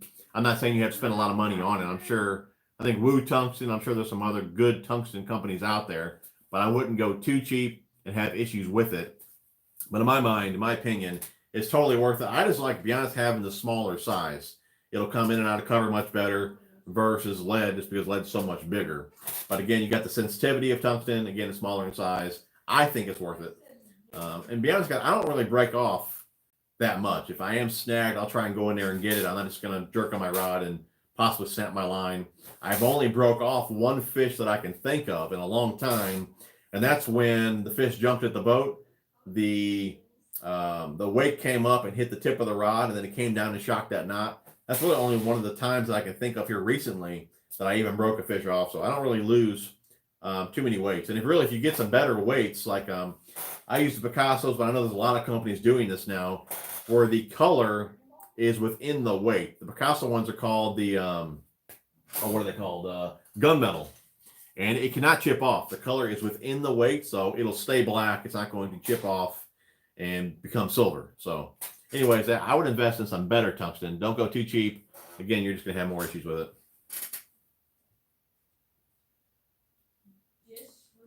Let's see here, Dan. Appreciate $2, buddy. You're interested in the giveaway. Tom, I appreciate $2, buddy. You're interested in the giveaway as well. See here, I have 2 Furies and 1 Sierra. In my opinion, Dobbins makes good rods. If you can step up the Sierra series 180, it's very light and sensitive compared to Furies. That's cool. I haven't tried the Sierra. I got a Savvy, I got a Fury, I got a handful of the Champs, and then a handful of the, what are they called? The HPs or the DXs? Dan Parker, appreciate $2, buddy. You're into the giveaway as well. Remember, guys, if you donated, you need to look back in the comments. Once the stream is over and the video is processed, you need to look back, and I'll have a comment down there. And how we do it, if 10 or 15 people donate, we'll use a random number generator. If it's number 7, we just count down number 7. Whoever donated number 7, you're the winner. But the comment will be in the comments. You need to reply to me so I can get your info and ship it out. So, best rod reels under $100. Rods, you guys know I love the Akuma stuff. I would look at the EVX series. You can look at the Dobbins Fury. I mean, Bass Pro they make really good rods as well. For $100, the Fuego CT, pretty nice reel. Been using that one for a while now. The SLX, that's another good one there. Bass Pro Qualifier. I personally would probably bump it up a few bucks, about 130 range, and you could probably even find it for 100 if you shop around. But the Tatula CT, that's a killer one as well. I think retails around 130. I'm sure you can find them cheaper. But those 4 reels, I mean, that's pretty good reels for the money. Swagger tackle, okay, good tungsten. Yesterday I caught an 8-inch spot on a 9-inch lizard rigged with a 4-rod hook. There you go, dude. You didn't get the W, man. I hear your water levels in the lake have dropped dramatically. Let's see here. Tips for preventing fluoro from cutting into itself. Bad knot on my end being the case. Is it because the line crosses over itself? Yeah, Ross, dude, I've done this in a few videos, and I talk about it in my video. Beck, if you're watching, if you can put the video down here in the comments on the Palomar knot. It starts from the very beginning. When you double that line through the eye, a lot of times it's going to be twisted or crossed. Make sure it's not crossed. Make sure the lines are parallel with each other. Then go for your overhand. Bring the loop through, and again, it can be twisted there. Let that loop relax, grab it, go through your bait, wet your line, and you'll be good. I mean, I've never broken a fish off other than the one that I've said with the Palomar knot. If you guys are breaking fish off with Palomar knot and fluorocarbon, you're tying it wrong. You're not wetting your line. The lines are twisted. If you tie it right, you're not going to have any issues. What knot do you primarily use for? Yeah, fluorocarbon. The main I use it 98% of the time. Palomar. If I'm flipping and pitching and things like that, I'll use the Snell. Everything else is the Palomar. Again, I've had 0 problems with it. But it starts from the very beginning. You put those lines through the eye. Make sure they're not crossed right there. No access to big lake. How many shows do you do for smaller water?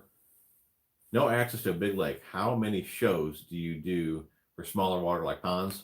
Oh, you mean like videos? I mean, I got quite a few videos on my channel of pond fishing. So definitely scroll through there, check it out. If you guys are new subscribers, hit that subscribe button to me as well. That would be awesome. Next, you hit the little bell notification as well. That way you guys get notified when I put out new videos.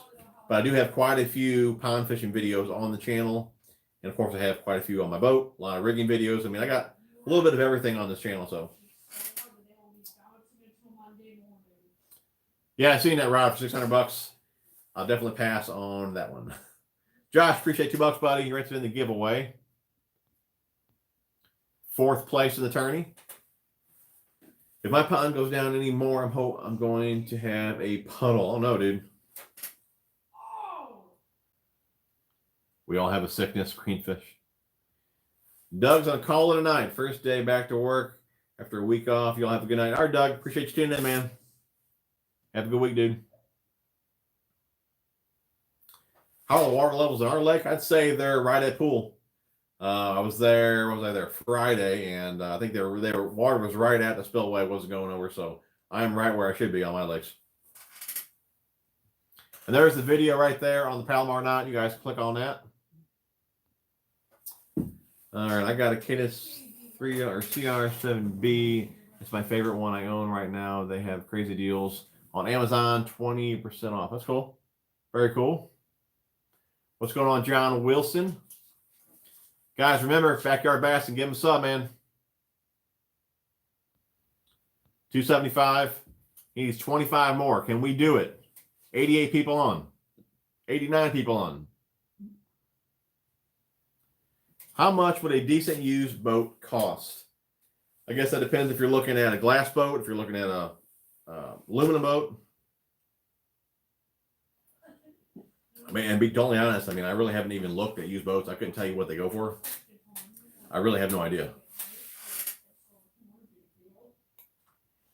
Do you still hang out with Trey Harple? Seems like a cool guy. I was thinking sending some reels to him to tune when the season ends. I really don't hang out with him. I mean, we chat once in a while on Facebook, like each other's posts and things like that. But I mean, we really don't hang out too much anymore. But he's a good dude. Yeah, I mean, if you want to send somebody your reels to tune and clean, he would be the guy. So he knows the stuff.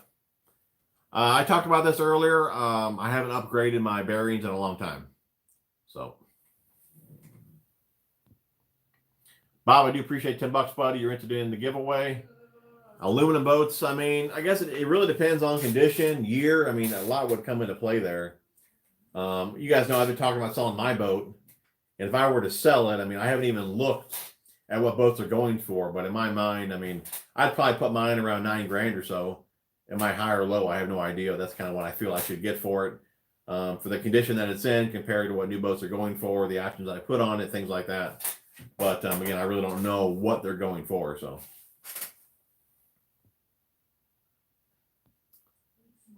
Chat's up to 87. Yeah, we were 85 now. We were at 105, I think, earlier, so not too bad. You guys are awesome.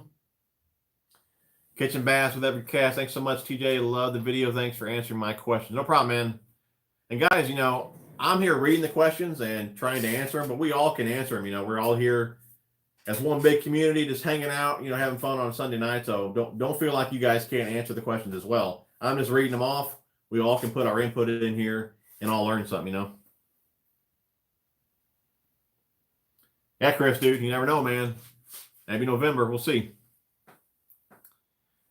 Backyard Bass, what's going to be your second bait of choice after the square bill this fall? If the square bill bite dies down, then I'll probably just be probably pitching beavers probably the rest of the year. Once that square bill bite dies, it gets pretty slow, man.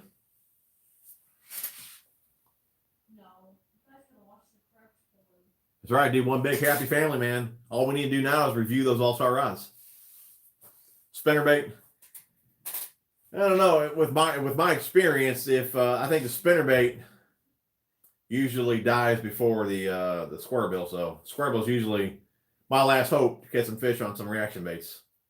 Yeah, once the square bill dies, I think I got a video. It could be one of the first videos I did on how to fish a square bill. And I believe water temp was 45. And at the end of that video, you see me all bundled up. I got a hood on and jackets and all that. I catch one little joker, and I think it was on the dam, of course, and I think 45 degrees. I think that was the coldest, and it was dropping. It wasn't warm, and we were dropping going into winter. I believe that was the coldest I've ever caught a fish on a square bill. Normally around 50 or so. A lot of guys say like 50 is the magic number. I mean, I think 60 is really good. 50 for me has always been for crap. I've never done really great in the 50s. Obviously below that's even worse. But I mean, 50 and rising is usually pretty good. But 50 and falling, I think is pretty bad. At least with my experience where I'm fishing. No, I don't jerk bait much, dude. Not with those mud holes. Maybe a Kincaid, but not where I fish, man. Now, again, in the springtime, when water's rising, I don't do bad. I'm saying I do great with it. I don't do bad with it. But I've never done great when it's falling. I think the muddy water, cold fish, I think they shut down pretty early, dude. Or I just suck, you know, one or the other. Let's see here. Chameleon structure bug. Your thoughts, Chameleon. You know, I've seen pictures of it. I love the structure bug. Normally, Alabama craw, black and blue are what I'm throwing. Chameleon, though, I'd have to look at it again. I'm not sure if that's a clear watercolor or a dirty water. I don't even remember it now. I remember guys posting it, though. I remember seeing the name. But I couldn't even tell you what color it is now. Chatterbait or underspin. I probably fish chatterbait way more. I like an underspin in the fall and early spring. Chatterbait I'll probably toss all year. Underspin for me is a good little finesse type bait. You guys know I love reaction moving type baits. And when I need to, you know, downsize, that's when I'll usually go to the underspin. A little extra swim, something like that on there does pretty well. But I like chatterbait pretty much all year. No, I never fished Clear Lake. Upstate, my water temp up here is dropping fast. 40s at night, high of the 60s this past week. Yeah, dude, I'm already getting depressed myself, man. I think water temps here were 73. So it ain't too bad. I think it was 83 the week prior. But again, we got some lows coming up already, like 39. And I mean, I'd rather be honest, I'd rather it get here super fast and get over with. That way we can get back to spring, catch some big fat faces, you know. I hate the freaking cold. I guess why I hate it so much is because I work out in it. You know, I hate washing trucks in the winter and then trying to fish as well. So usually when it's real cold, I say screw it just because I'm out there all the time anyways. But I'm already ready for spring. Look at the 6 Sense chrome shad color. It's pretty killer. Is that in the jerkbait? I have zero confidence in crankbaits. What's the best way to build my confidence? All the lakes I fish have a natural bottom, no rock to bounce them off of. I mean, like I said earlier, Matt, the best way to gain confidence in any lure for me is to go to a place that's got fish. You know, farm ponds are fantastic. A little stock lake where you know you can catch them. That's the best way that I know to gain confidence in any lure is to catch fish on it. So that's why anytime I'm trying out a new bait or something like that, or a new color, I'll go to the farm ponds, catch a bunch of fish on them, get the confidence, take what I learned, go to the bigger lakes. But square bills, I mean, you don't have to have, I mean, they're great on rock, they're great on stumps and things like that. But as long as you're hitting bottom, you know, it doesn't matter if it's a square bill, if it's a deep diver. You don't have to be grinding rock, but you need to be deflecting off something. So there'll be some type of change in the bottom, whether it be high and low spots or whatever. That bait will deflect, and that's what's going to get you bit. But it's whatever you're fishing. If it's just the bottom, if it's rock or whatever, just make sure you're hitting whatever you're fishing. So if all you have is a mud bottom, just make sure you're grinding it, and you'll get bit, dude. 99 thumbs up, guys. We're one away from 100. We still got 80 people on. Don't forget to sub Backyard Bass. I'm trying to get them to 300 on the stream. We do have a killer giveaway for you guys as well. So we'll stay on here a little bit longer. Hour and a half, but we're going to stay on here as long as we can to get Greg that 300 subs this evening here. 103, there we go. Keep it going. Yeah, man, 6 Sense makes some really nice stuff. Okay, Russ, if you could only have one Texas rig bait for the rest of your life, what would it be? I have been liking the Zoom Z craw. I always see you using the Vile craw. Yeah, Vile craw, Rage craw. I mean, I love craws. That's a tough one. With a craw, depending on color, I mean, you can get a pearl craw, you can get bluegill type colors like green pumpkin and Bama craw, things like that. You get black and blue. You can get a color in a craw to make it look like pretty much whatever you want. So all you have to do is work it a certain way. So if you're trying to imitate a bluegill, you can get like a green pumpkin craw and swim it. I do that pretty often. A little bit of chartreuse on there and you're good to go. You can work them on the bottom, black and blue, like a crayfish. I mean, if you have shad in your lakes, you can swim them around as well. I mean, you can make a craw just like a tube. Tube's one of my go-to baits as well. You can make those baits look like whatever you want. Just depends what color you choose and how you work it. So for me, I would say a craw is probably one of the most versatile baits. It'd be that, or really it's hard to be like a ribbon-tail worm. I mean, a ribbon-tail worm always gets bit, but I just feel you can make a craw look like pretty much anything. Again, just picking color and how you work it. So for me, it would be a craw. What would you say the best bait for a grassy pond this time of year is mid-Indiana? I'm not really sure about Indiana, but if you're on a little grassy pond, a little lightweight mojo rig is tough to beat. You don't want to go heavy at all. A lighter weight, they'll stay on top of the grass and won't dig into it. A little ribbon-tail worm or whatever it is you want to put on there. But a little mojo rig, a little beaver type bait, something like that, is pretty tough to beat in the ponds. I got a bunch of videos with my son whooping my butt on the mojo rig. I got some videos fishing the mojo rig on the ponds. Again, it's great when you have vegetation. You want to stay above it. So let's see here. I have found that no one here is fishing with lizards, so I think I'm going to use them this fall and winter. I use them in the spring around the spawn. Other than that, I don't use them too often. I will cut the head off and use them as a swim jig trailer throughout the year. But the main time that I work a lizard on the bottom is during the spawn. Old Chuck says, spinnerbait not happening here in the Northeast. All soft plastics now. Yeah. So your reaction bite's already gone, huh, dude? Yeah, 6 cents, pretty cool, man. I like their stuff as well. Killer finishes on there. Just got my MTB for this month. Awesome. I know mine shipped. I got the email. Haven't got it yet.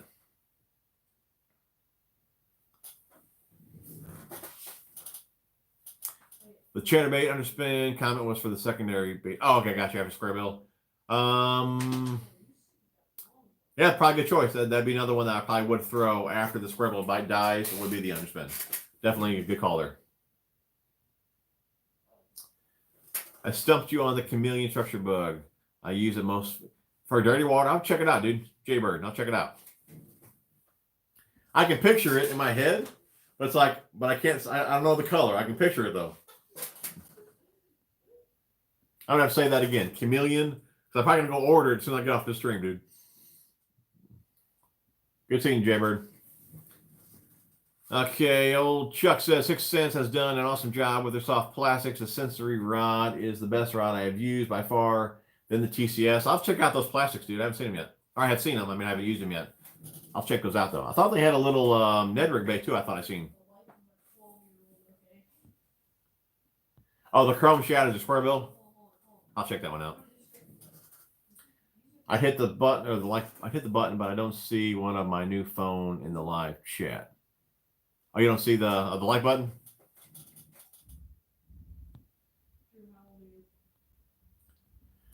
All right, Backyard Bass has 277 subs. He needs 23 more. We have 80 people on here. I'm not sure if you guys are sub to him or not. I know majority of you people probably are. But if you're not, head over to Backyard Bassin, give him a sub. If we get to 300 subs during the stream, I'm going to put in a couple more baits to the giveaway. It's already an awesome giveaway here. We got 2 crankbaits here.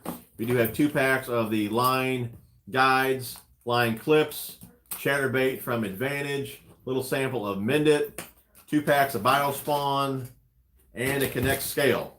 All right, over $100 value here. If you guys donate, you're entered in the giveaway. I'll put a few more packs in there as well if we get Greg to 300 subs during the stream. When would you throw a Kitech versus a swim jig?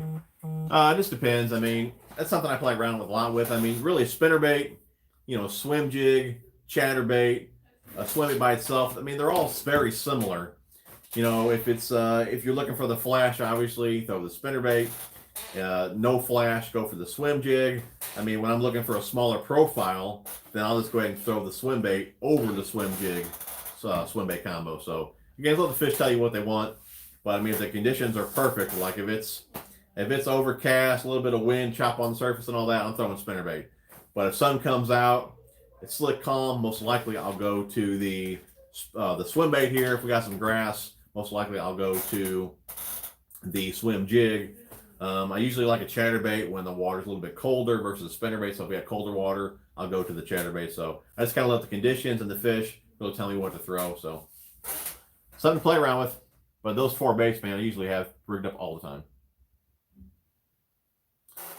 Have you ever tried a wake bait? Seems like a great bait above submerged vegetation. For sure, Jeff, man. I used to use them all the time. I haven't used them in a while, but the ones I used to use the most are from Trey Harple, the THKO wake bait. I actually have, hold on.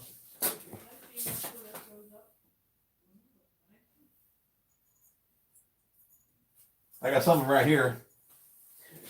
And I think I got a review on these, and I got videos of catching fish on these as well. This is one of my go-to ones from him. This is the froggy color.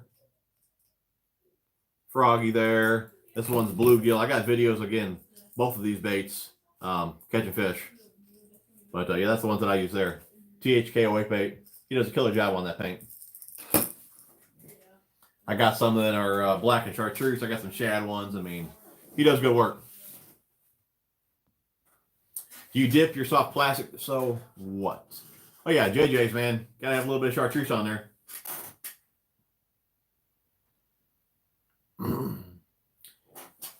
Jacob wants to know, what is your nickname for me? Mr. All-Star, dude.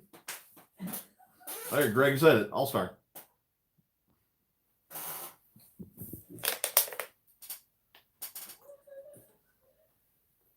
All right. Tom prefers the spiky pins over using the dip bottles. Less mess, and they last more than one season. Yeah, I tell you what, if you guys watch my video on packing the pond bag, I don't have the bottles in there just because I don't want to make a mess everywhere. So I do have the spiky pins in my pond bag for that reason. Another sub here, Dan. I'm sure Greg appreciate that. And if you guys have a channel yourself, you're trying to pump out some videos and grow your channel, let Greg know, let me know. I'll sub to you as well. Again, we're all just trying to help each other here. I'd love to see Greg hit his goal this year. And I'm trying to hit my goal this year as well. We're trying to hit 50,000 subs. I'm around 1,000 subs away. And like I said earlier, sometimes I get 1,000 subs a month. Sometimes I only get 300. So if these next few months I only get a few hundred a month, I'm not going to make my goal. So I want to hit 50,000. If you guys can share the videos, do what you can do, it would be greatly appreciated. Where are we at here? Bass boats, tracker good or better off moving up to Ranger aluminum versus glass? I mean, I think best bang for your buck, it's hard to beat a tracker.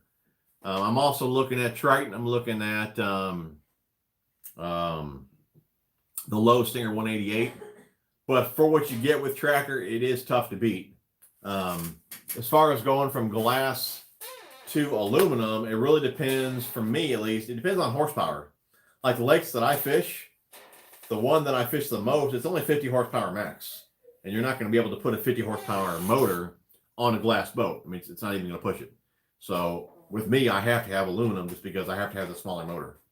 So that's something to keep in mind, though. If you want to save money on gas or whatever, you know, you may want to go with aluminum versus glass. But if you're fishing really big water, you're going to want the stability of a glass boat. Not saying aluminum boats aren't stable, but if you're fishing pretty big water, like, you know, I was on Table Rock a few times, not in my boat. We rented boats when we went down there and screwing around, jet skis and all that.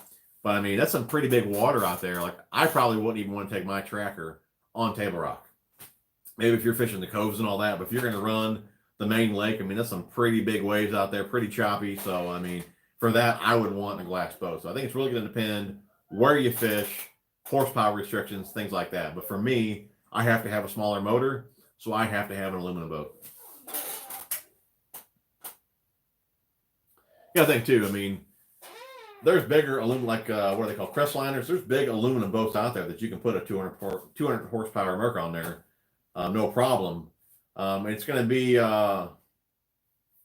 you know, what I'm trying to say here. If you bang the aluminum boat against the rocks, it's not as bad as if you bang a fiberglass boat against the rocks. So that's something else to consider.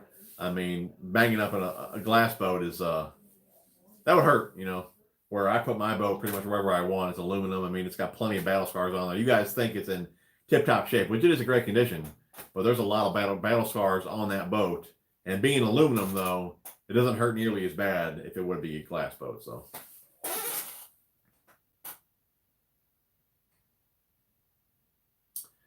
David, night, buddy. Do appreciate you tuning in, man. And that's right, guys. Greg will have a stream tomorrow night at 7 o'clock Central Standard Time on his channel as well. Hopefully, I can get in on that. It is my wife's birthday. If you guys are on here still, or if she's still on here, the old hook and sinker, tomorrow's her birthday. If you guys want to wish her happy birthday, that would be awesome.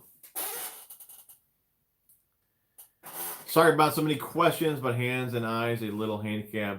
Do you recommend any night tying device? Oh, no problem at all, Dan, dude. That's why we're here, man, to talk and answer questions and all that. Ask as many questions as you want.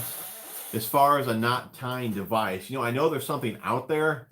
I really can't think of the name of it. To be honest with you, I've seen it being advertised on Facebook all the time. Is this something that you hold and all that? I cannot think of the name of it. Maybe if you message me on Facebook or something like that, if I come across it, I'll send you the link. But I know something like that is out there. I just cannot think of the name of it. Josh Holt just subbed. What's going on, Simon, dude? How you been, man? Yep, THKO wake baits are awesome. I agree. The Guggen baits are the best in my opinion. Jacob, dude, you trying to start things, man? I will post my custom JJ's bottle container on Instagram for you. Keep the mess in the container and off your boat carp. Sure, dude. Yeah, post that up, man. I'll check that out. I keep mine in a little like Rubbermaid container. It's in my boat as well. I just got the bottles wrapped with like paper towels. Yeah, I'd like to see your setup. But I do have some. I got it right here. I got a bunch of this for work. We're always going through motors. You know, we order like Honda motors and swap them out and all the time. And they come packed with this foam here. So that's why I've been saving this foam. And I thought that's what you said you did. Didn't you drill some holes in it? So I might do something like that with this and get myself a container, cut a piece of this, and then put the bottles in there as well. That's why I've been saving that, though. Thinking about buying me a fish finder, what would I buy? Or what would you buy? Man, I tell you what, the Garmin stuff is looking really, really good. Again, you guys know that I fish, you know, the same few lakes. I mean, I hardly even turn my fish finders on anymore. They do have side scan and down scan. They got pretty good options on them, GPS and all that. Again, I just don't really use them that much. Fish in muddier water, those fish are not out schooling and all that. So basically what I'm fishing is on the bank. So I don't really have any need really to upgrade my electronics. But if I were to, probably go with Garmin just because I just love how that stuff looks, man. The live scope and all that. So, but I mean, these days, I mean, if you look at the 360 and all that, I mean, everything is top notch these days. So I really don't think you could go wrong with whatever you choose. But I think I would go with Garmin.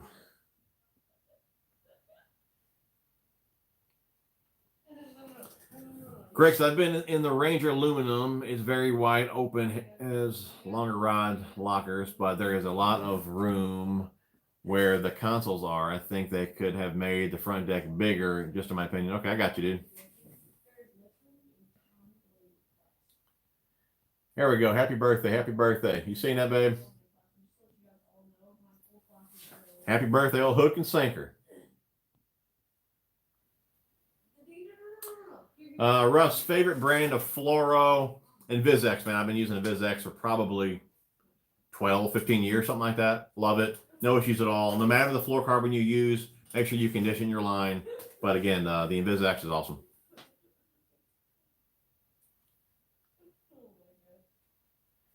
The Tie Pro is a line tying device, okay?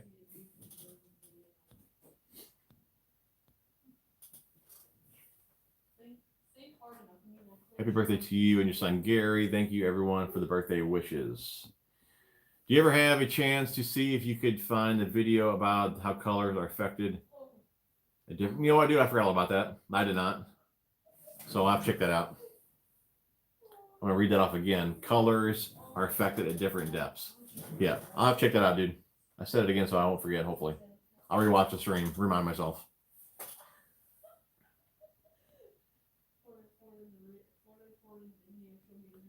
Guggen boats. Hope they're more durable than the baits. You guys are terrible. I didn't mean they're baits. I meant Lunker's boat. Happy birthday. It was funny. I mean, we don't drink anyways. I mean, we have an occasional drink when we go out Friday night, something like that. Neither one of us has ever been drunk before. But I know when we got married young, and she legally she couldn't even have a drink on our wedding. I don't think she was 21. What were you, babe? 19, 20? What is the best knot for braid? I use Palomar.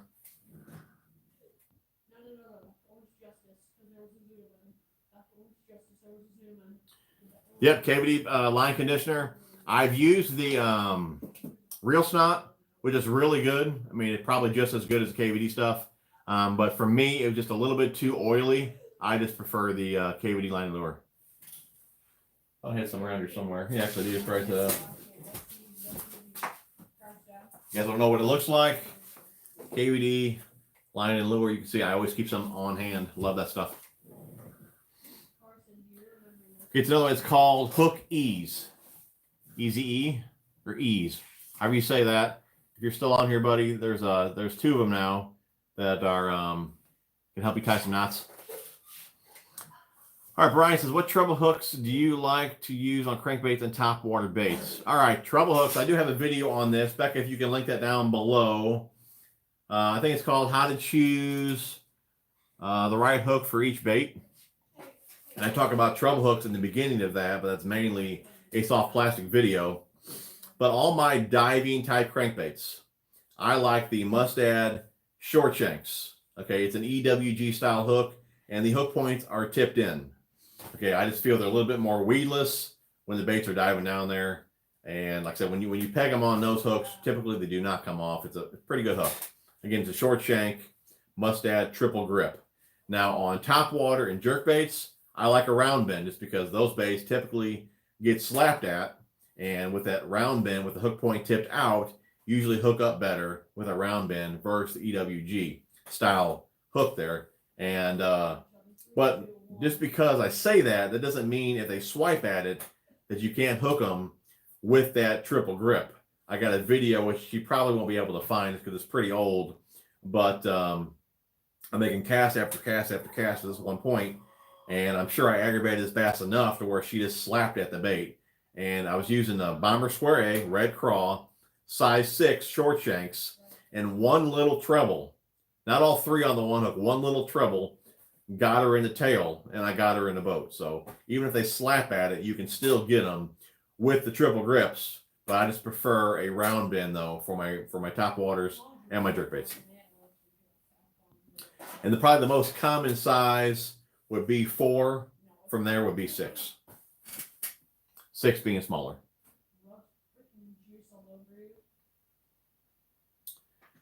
Becca, what's 20? Did I ask you something? Something's 20. Oh, you're going to be 20 years old? Yeah. Yeah, sure you are.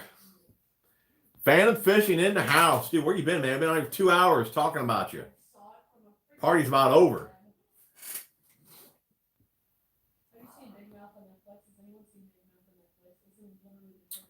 Did you get your gifts yet? She was out shopping today, actually. And I think we're going to go shopping again tomorrow. So she's always getting gifts, dude. Every day of the week, she's getting gifts. My son's liking fishing. For the longest time, my youngest, Michael, he loved it. And then he kind of got out of it. Then my oldest got into it. And he never really got back into it. But now my youngest is back into it. And if you follow me on Instagram and Facebook, I just posted a little video the other day. 2 years ago, my youngest, his record was 33 fish on the one lake that I normally go to, just small panfish. And he got 35 fish. I think the video was number 34.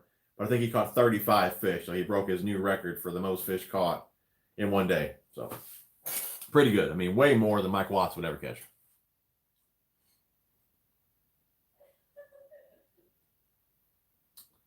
I'm going through the big D, and I don't mean Dallas. Thanks for drinking one for us, Phantom. Appreciate it. What's the black cooler in the plastic behind you? Oh, that's a tackle bag, and those are from Ego. You guys know that I use the Ego nets. I use the Ego lure retriever. They see me promoting their stuff, so they hooked me up with a couple coolers and a tackle bag. So we'll play around with those next year, and we'll see how they do. But I'm really liking the looks of this bag here. I showed that a couple streams ago, and the coolers just seem pretty nice too. Again, I haven't used them yet, so we won't say anything about them.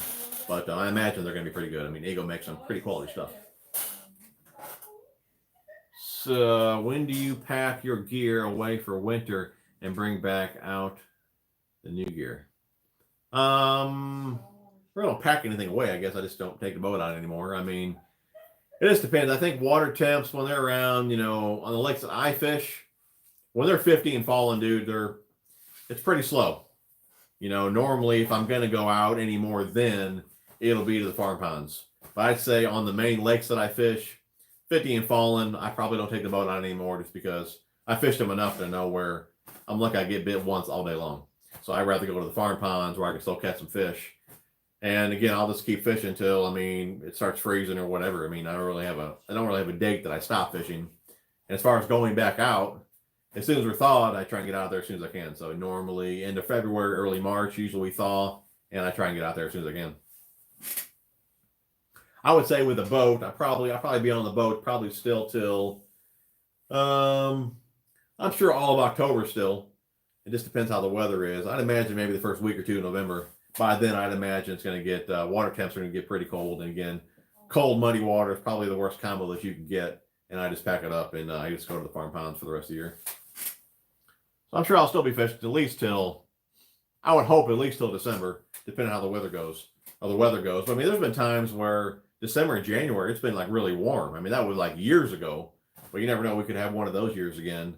And we could just fish all year. How cool would that be? So I'm not going to hold my breath, though. Backyard Bass needs 19 more. Come on, guys. I need to get some sleep, and I can't go until Jim finishes. And my throat's starting to hurt pretty bad, man. So, yeah, we need 19 more subs. We still got 78 guys on. Go sub to Backyard Bassin'. And Becca, are you still on here? You are, obviously. You just made a comment. Go sub to Backyard. I'm getting sick of talking here. No, I can never get sick of talking to you guys. And there's a video, how to choose the correct hook for each style of soft plastic. That's where I talk about treble hooks and things like that. Oh. Think 20, what you were thinking.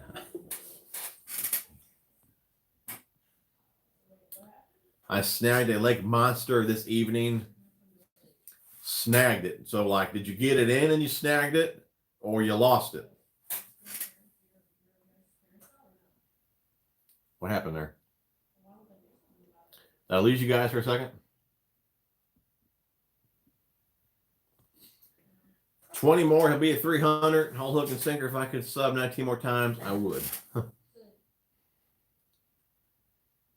Anyone actually use Alabama rig on small ponds and caught anything? If so, what did you use for trailers?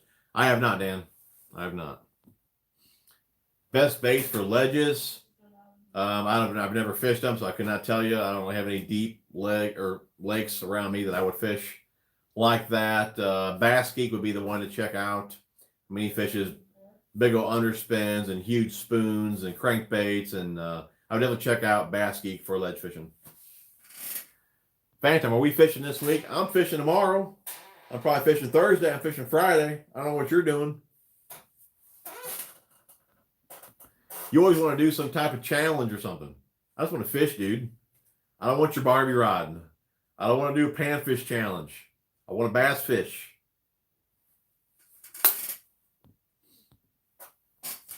Any tips on fall topwater? What do you throw and when? My favorite topwater in the fall, probably a buzzbait. That's probably one of my favorite topwaters besides the rage toad really all year. But I feel they really do well in the fall. You can move them pretty fast, burn them in, just kind of like whopper plopper. You can really burn those topwaters in pretty fast, cover a lot of water in the fall, fish are active and all that. So you really don't have to slow down with a popper and walk the dog type bait. But buzzbait for me would be the way to go. Mike gets a W every time. How do you choose what kind of weight to use for drop shot? I do not drop shot a ton.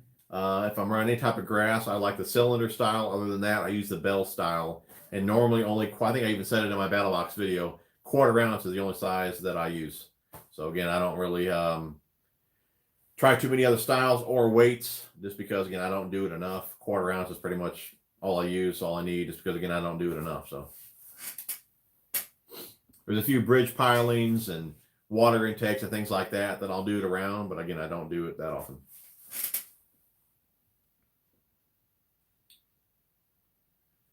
In the deep south, huh? Yeah, we get a little cold here in the Midwest.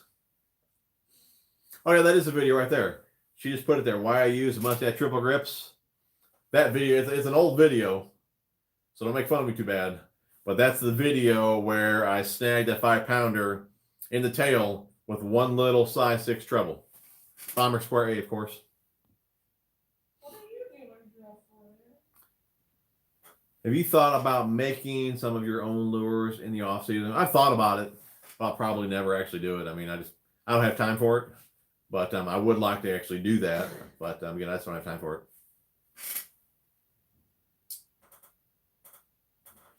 Why does the water stay muddy where you fish? You know, I don't really know a whole lot about it. I mean, there's a lot of farm ground around the lake that I fish. All the runoff, I'm assuming. Plus, it's got a mud bottom to it, so the water itself. That's what's kind of crazy about it. The water itself. I mean, a lot of times it does. It looks like chocolate milk, but then there's other times it doesn't look all that dirty. But then sometimes it does. But then you can fill up like a bottle of water, and it almost looks like this. But then you put a black and blue chatterbait in there, 2 inches below the surface, and you can't see it. So I don't know. I mean, but there's, like I said, there is a lot of runoff, a lot of farm ground, mud bottom. So that's why I'm assuming really all the farm ground, all the runoff is why I'm assuming it's so muddy. But I really don't know. That's my guess. Backyard's ready to go up north. Best chatterbait trailer. We talked about that earlier. The Razor Shads, the Zacco, Blade Minnow. I love the plasma tails on there. You can use boot tails if you want. I usually don't like anything with action. I like the chatterbait to give the action to my trailer, but I know a lot of guys like the boot tails. Have you used the BPS rods? I have an old bionic blade that is still going strong. Yep, I've used those before. The Pro Qualifier rods, the Carbon Lights, the Johnny Morris's. Oh yeah, they make great rods. I've even used some of the the $30 like entry-level Bass Pro rods, and those are great as well. What's going on, Dan? Better late than never, dude. Glad to see you, man. Phantom, it was the biggest carp I've seen. Had it up, but came on. Oh, that sucks, dude. I didn't have it hooked or anything like that, but I was fishing a buddy of mine on the mud hole that you always see me on, and there was a carp that came to the surface, dude. It looked like if you put like 3 basketballs together. That's how big this carp looked, dude. It was huge, man. What lake were you fishing in, dude? The one behind your house or the one on the side of your house? Not even a crappie challenge. The challenge could be to see how fast you can clean them. Dude, I can clean a crappie pretty fast, man. I used to clean them all the time. So I don't doubt that I can clean them pretty fast. But do I want to do a panfish challenge? I tell you what, do I want to eat a bunch of crappie? I do want to eat a bunch of crappie. So maybe if I get to eat them right away, then maybe we can do something like that. I would like to, before the weather turns to crap, I would like to get my dad out there to your house and get him on some crappie. If we could do that, that would be awesome. Do you like to use a spinning rod or a bait caster for your buzz baits? I like a bait caster. The one of my go-to buzz baits. Actually, I got a buzz bait tip video coming out for you guys this week as well, so stay tuned for that. But one of my go-to buzz baits, it's a double buzzer from Picasso. It only weighs an 1/8 ounce. But for whatever reason, with a heavy power rod, 50-pound braid, only an 1/8 ounce, you can launch that little buzzbait. Definitely check those out.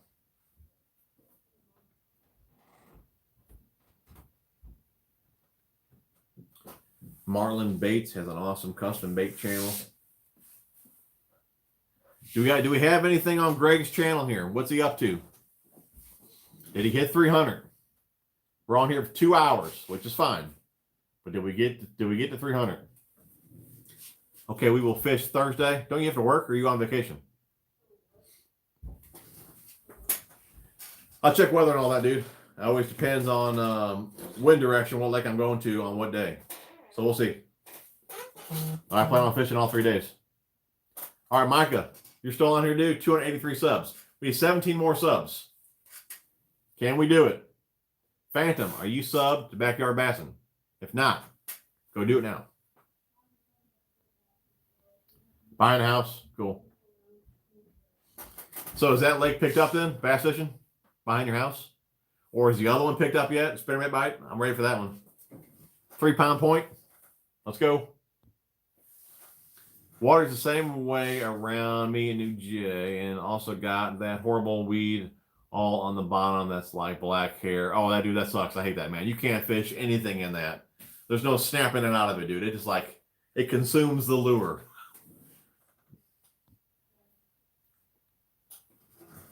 Doesn't matter what kind of jig you use in terms of football head or flipping or whatever. I guess it depends what you're doing. If you're going to drag the bottom, a football is the best. If you're going to pitch, an Arky style is the best. If you're going to be swimming it through grass, you know, a swim jig's best with more of a tapered head. So each jig head has its purpose. Now, you guys know I love the New Tech Lures New Jigs. That's one jig that I can pretty much, I feel that I can use for everything. It's similar to an Arky head. It's tapered. It comes through grass. You can drag them on the bottom. So, I mean, if you're looking for one jig to do it all, I would look at the New Jigs.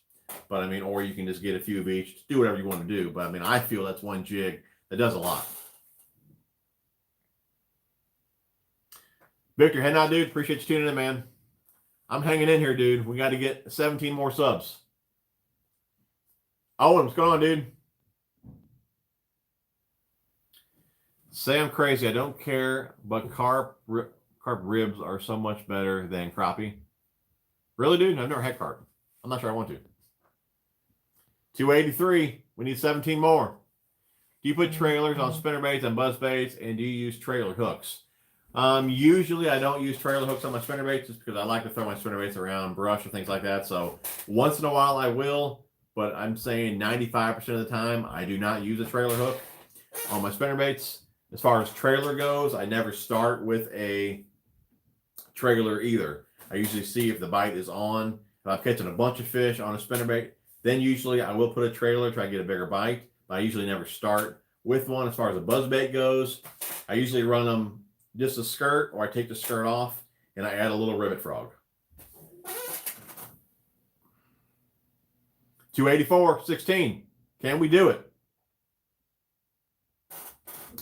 Texas Tackle makes the best split ring pliers. Any others, you wasting your money. Tell you what, dude. Texas Tackle. That's right, man. Split ring pliers. I've been using those for years. You guys look back at my videos. I got a ton of videos using those pliers. And I don't know if he reached out to me or what the deal was about, you know what, I think I reached out to him because I ordered a new set. And I think the jaw was bigger than the ones I used previously. And I told him that they did not work as good as the ones that I used prior to that. He said they're handmade and all that, so they should have a gauge, so everyone should be exact. I said, well, they're not exact. So anyways, he sent me a few other ones to try out to get the best thickness of the jaw and all that, where the point should be and everything. So I gave him some feedback on those as well. But yeah, they really are some great split ring pliers.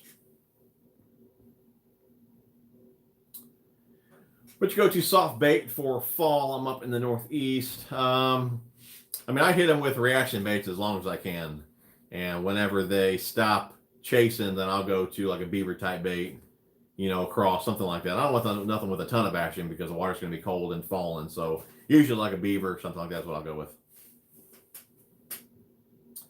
Phantom, I'm on vacation. Can't fish Friday. We can fish wherever Thursday. We can do the big lake or one of your lakes you fish. Okay, dude. That works. 285, man. 15 more to go. 65 people still on here. You guys are awesome hanging in here with us. Can we get Backyard Bassin' to 300 subs? I need your help. go over there and sub, man. I'm out. Got to eat dinner. Have a good night. All right, Josh. Appreciate it, dude. 286, 14 more. I'm loving lipless crankbaits and chatterbaits right now, ripping through grass. Yep, dude. Right now, lipless bite should be pretty good. When would you use a spinner bait instead of a chatterbait? I feel like they can both be used in the same situations. I do throw both in the same situations, the same spots. I like a chatterbait when the water's a little bit colder. I feel they're going to stop hitting the spinnerbait first before the chatterbait. I feel the spinnerbait is a little bit too flashy, a little bit too much moving going on. So as the water really starts to cool, I put the spinnerbait away and I go towards the chatterbait. Do you need power pole with Ultrex? Well, the Ultrex is for deeper water. I guess it'll still hold you in somewhat shallow water. But I've never used the Ultrex. I couldn't tell you. I know a lot of guys like it for deeper water. I guess you can still, I guess it'll still hold you in shallow water, though. I don't know how good it does. Me personally, though, if I can have poles on my boat, I want the poles. But that's a good question. I honestly don't know. I know it works great in deep water. I'm assuming it would work well in shallow, but I never used it. I don't know. 287, 13 more, man. Can we do it? Let's do it, guys. Seaguar and VizX versus a BrazeX. You can only pick one. I'm going to VizX. I used to use a BrazeX, and I just didn't feel that it was worth it to me to spend the extra for the BrazeX. I mean, I never really had any problems with the VizX, but again, the BrazeX obviously a little more abrasion resistant. Again, I didn't feel it was necessary for me. But if you're around a lot of snaggy type cover, you may want to invest in the BrazeX. It is a little bit stiffer line, I will say, over the InvizX. So if you want a softer line, it's not the softer of the two. But again, I never had any problems with the VizX, so I kind of got away from a BrazeX and go to a VizX. 288, 12 more. Guys, Jacob, dude. Jacob, call your family, man. Your mom, your brother, your uncle. Remember all them? Call them up. Tell them to sub. The wife just subbed. Old Hook and Sinker, did you sub? Michael Vinny, sub Backyard Bassin. Guys, call up your parents. Tell them to sub. All right, she subbed. We're good. If you bought a new boat, would you consider another tracker? How do you like your current boat? Dude, I love the current tracker. Love it. I've done a bunch of videos on it. But I've been talking the last few months about selling the tracker, and I am looking at a new tracker. I do like the new rod boxes, one on either side, and the center storage. It's set up really nice. I do want to take some measurements because just by looking at it, the deck actually looks smaller to me than the one that I currently have. But I do like the rod storage and the center storage on the new one. So yeah, I do like it. I love the one I have. I like the new one, and I am looking at the new one for my trade. So we'll just see. Do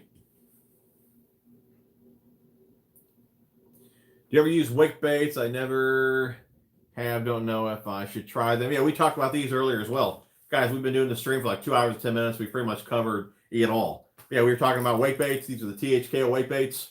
These are ones that I've used in the past. I got videos. Catch a bunch of fish on these. You guys can hit up Trey Harple. And I think actually Tech Warehouse carries these as well. But yeah, great over submerged vegetation, shallow stumps, things like that. Hard to beat the old wake bait.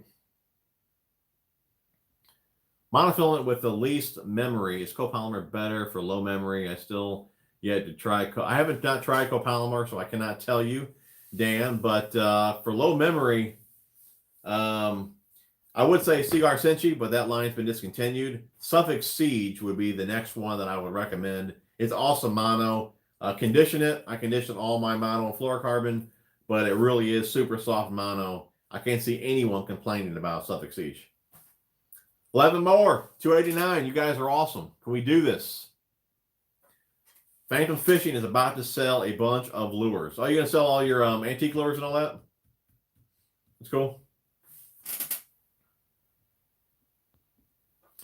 Did you ever figure out the gas tank weight distribution on your current tracker? I mean, the tank is right behind the driver's seat. So, I mean, it's really nothing we can do with it.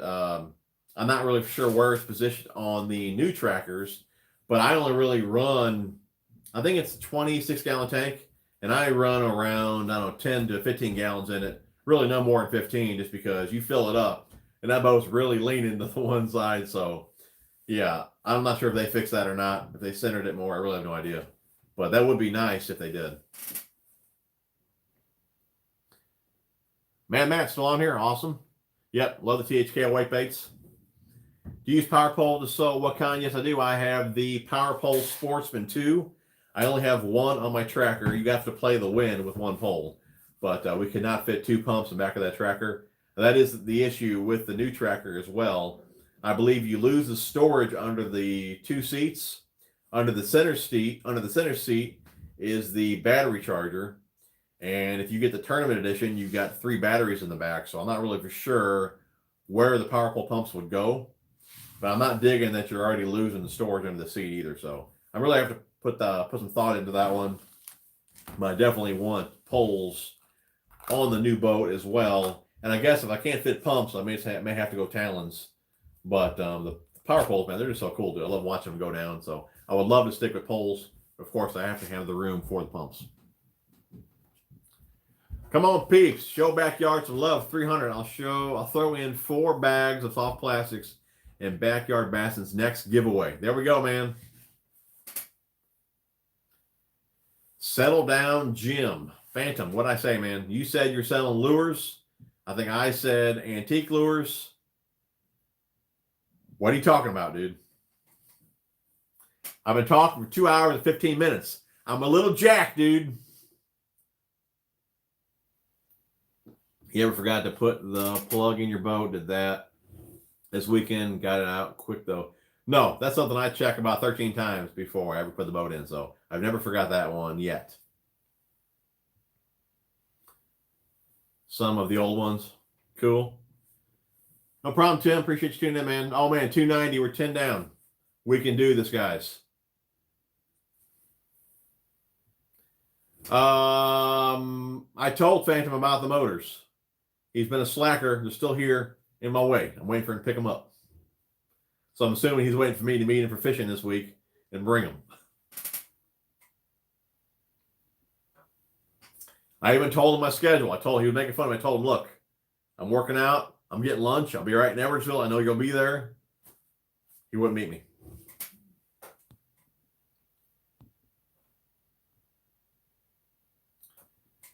Micah Howell will throw in 20 bags of TJ's plastics. Oh, man.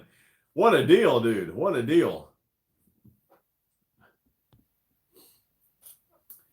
Any contest to be able to fish with you. Dan, why do you want to fish with me, dude? Have you seen my fishing videos? I catch fish about as big as this bottle.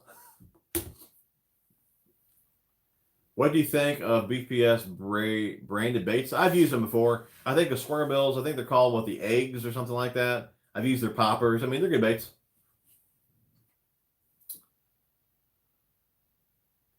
What kinds of rods and reels do you use the most? As far as rods go, Akuma for sure. TCS rods or the EVX.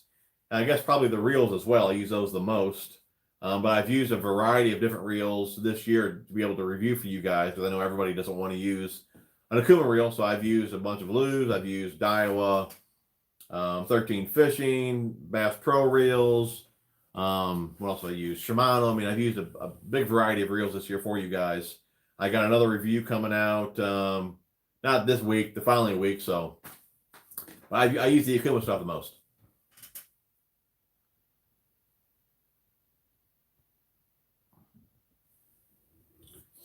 You could hold them until he beats you fishing. That's a great idea, Jim. Just bring them when we fish. I was working. I figured that's what you're waiting for, dude. I figured.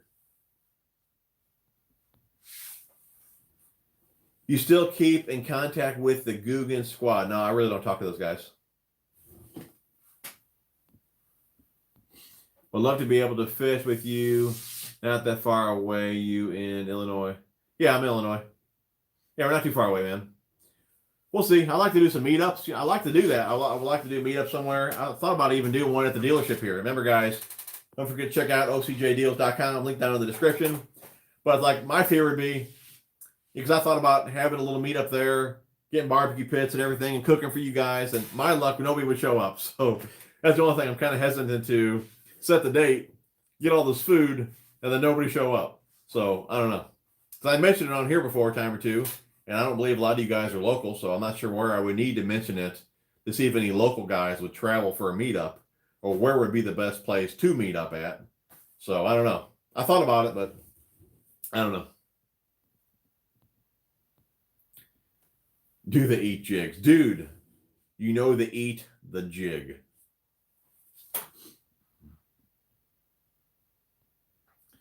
Well, Greg said he's good with 290, man. He's giving up before we are. Fishing with you is more than catching big fish. It's the chance to learn how to throw a square bill for 8 hours. Dude, I can throw a square bill, dude. Daylight to dark, man. No problem at all. I've done it before. Yeah, I'll see if I can meet up with you guys whenever you get here, dude. A couple weeks. If you fish swim jigs, check out 6 Cents Divine. Yeah, I've seen those before. I like the Picasso ones, or the Advantage ones are really nice. I'll be honest, I think they're in here or not. I picked up some of them Z-Man ones from Karl's. This one of those. Oh, these are all the flipping jigs. I picked up some of them Z-Man ones from Karl's. They were pretty cool too, dude. I like those too. Hand-tied skirts, super nice hook, paint jobs, skirt. I mean, it's pretty nice. We are stuck at 290. I will send Jim some beef jerky if we hit 300 tonight. Heck yeah, dude. I'll take some more jerky. That was awesome. Tim, I've never fished a lake. Dillabin, I have not. If you could travel, that would be best. If I could travel, well, where would I travel to? The Rage Shell Cracker, man, that's an older bait. Yeah, I've tried that a long time ago. Just picked up a bag and blue craw. I think blue craw was the color I had too. Yep. Yep, definitely looks like a sick gill imitation, for sure. You're in Illinois, that's cool. Worst thing you've ever seen at the boat ramp? I mean, I can't say I've really seen anything bad. I mean, a lot of guys take their time down there, which, I mean, I'm not one of those guys that's going to go down there and crab at them. But I never go down to the ramp unless I'm ready to roll. So I stop up top, get everything ready. That way when I go down there, I back it in, I unstrap the winch, and I'm good to go. I'm in and out of there in a minute.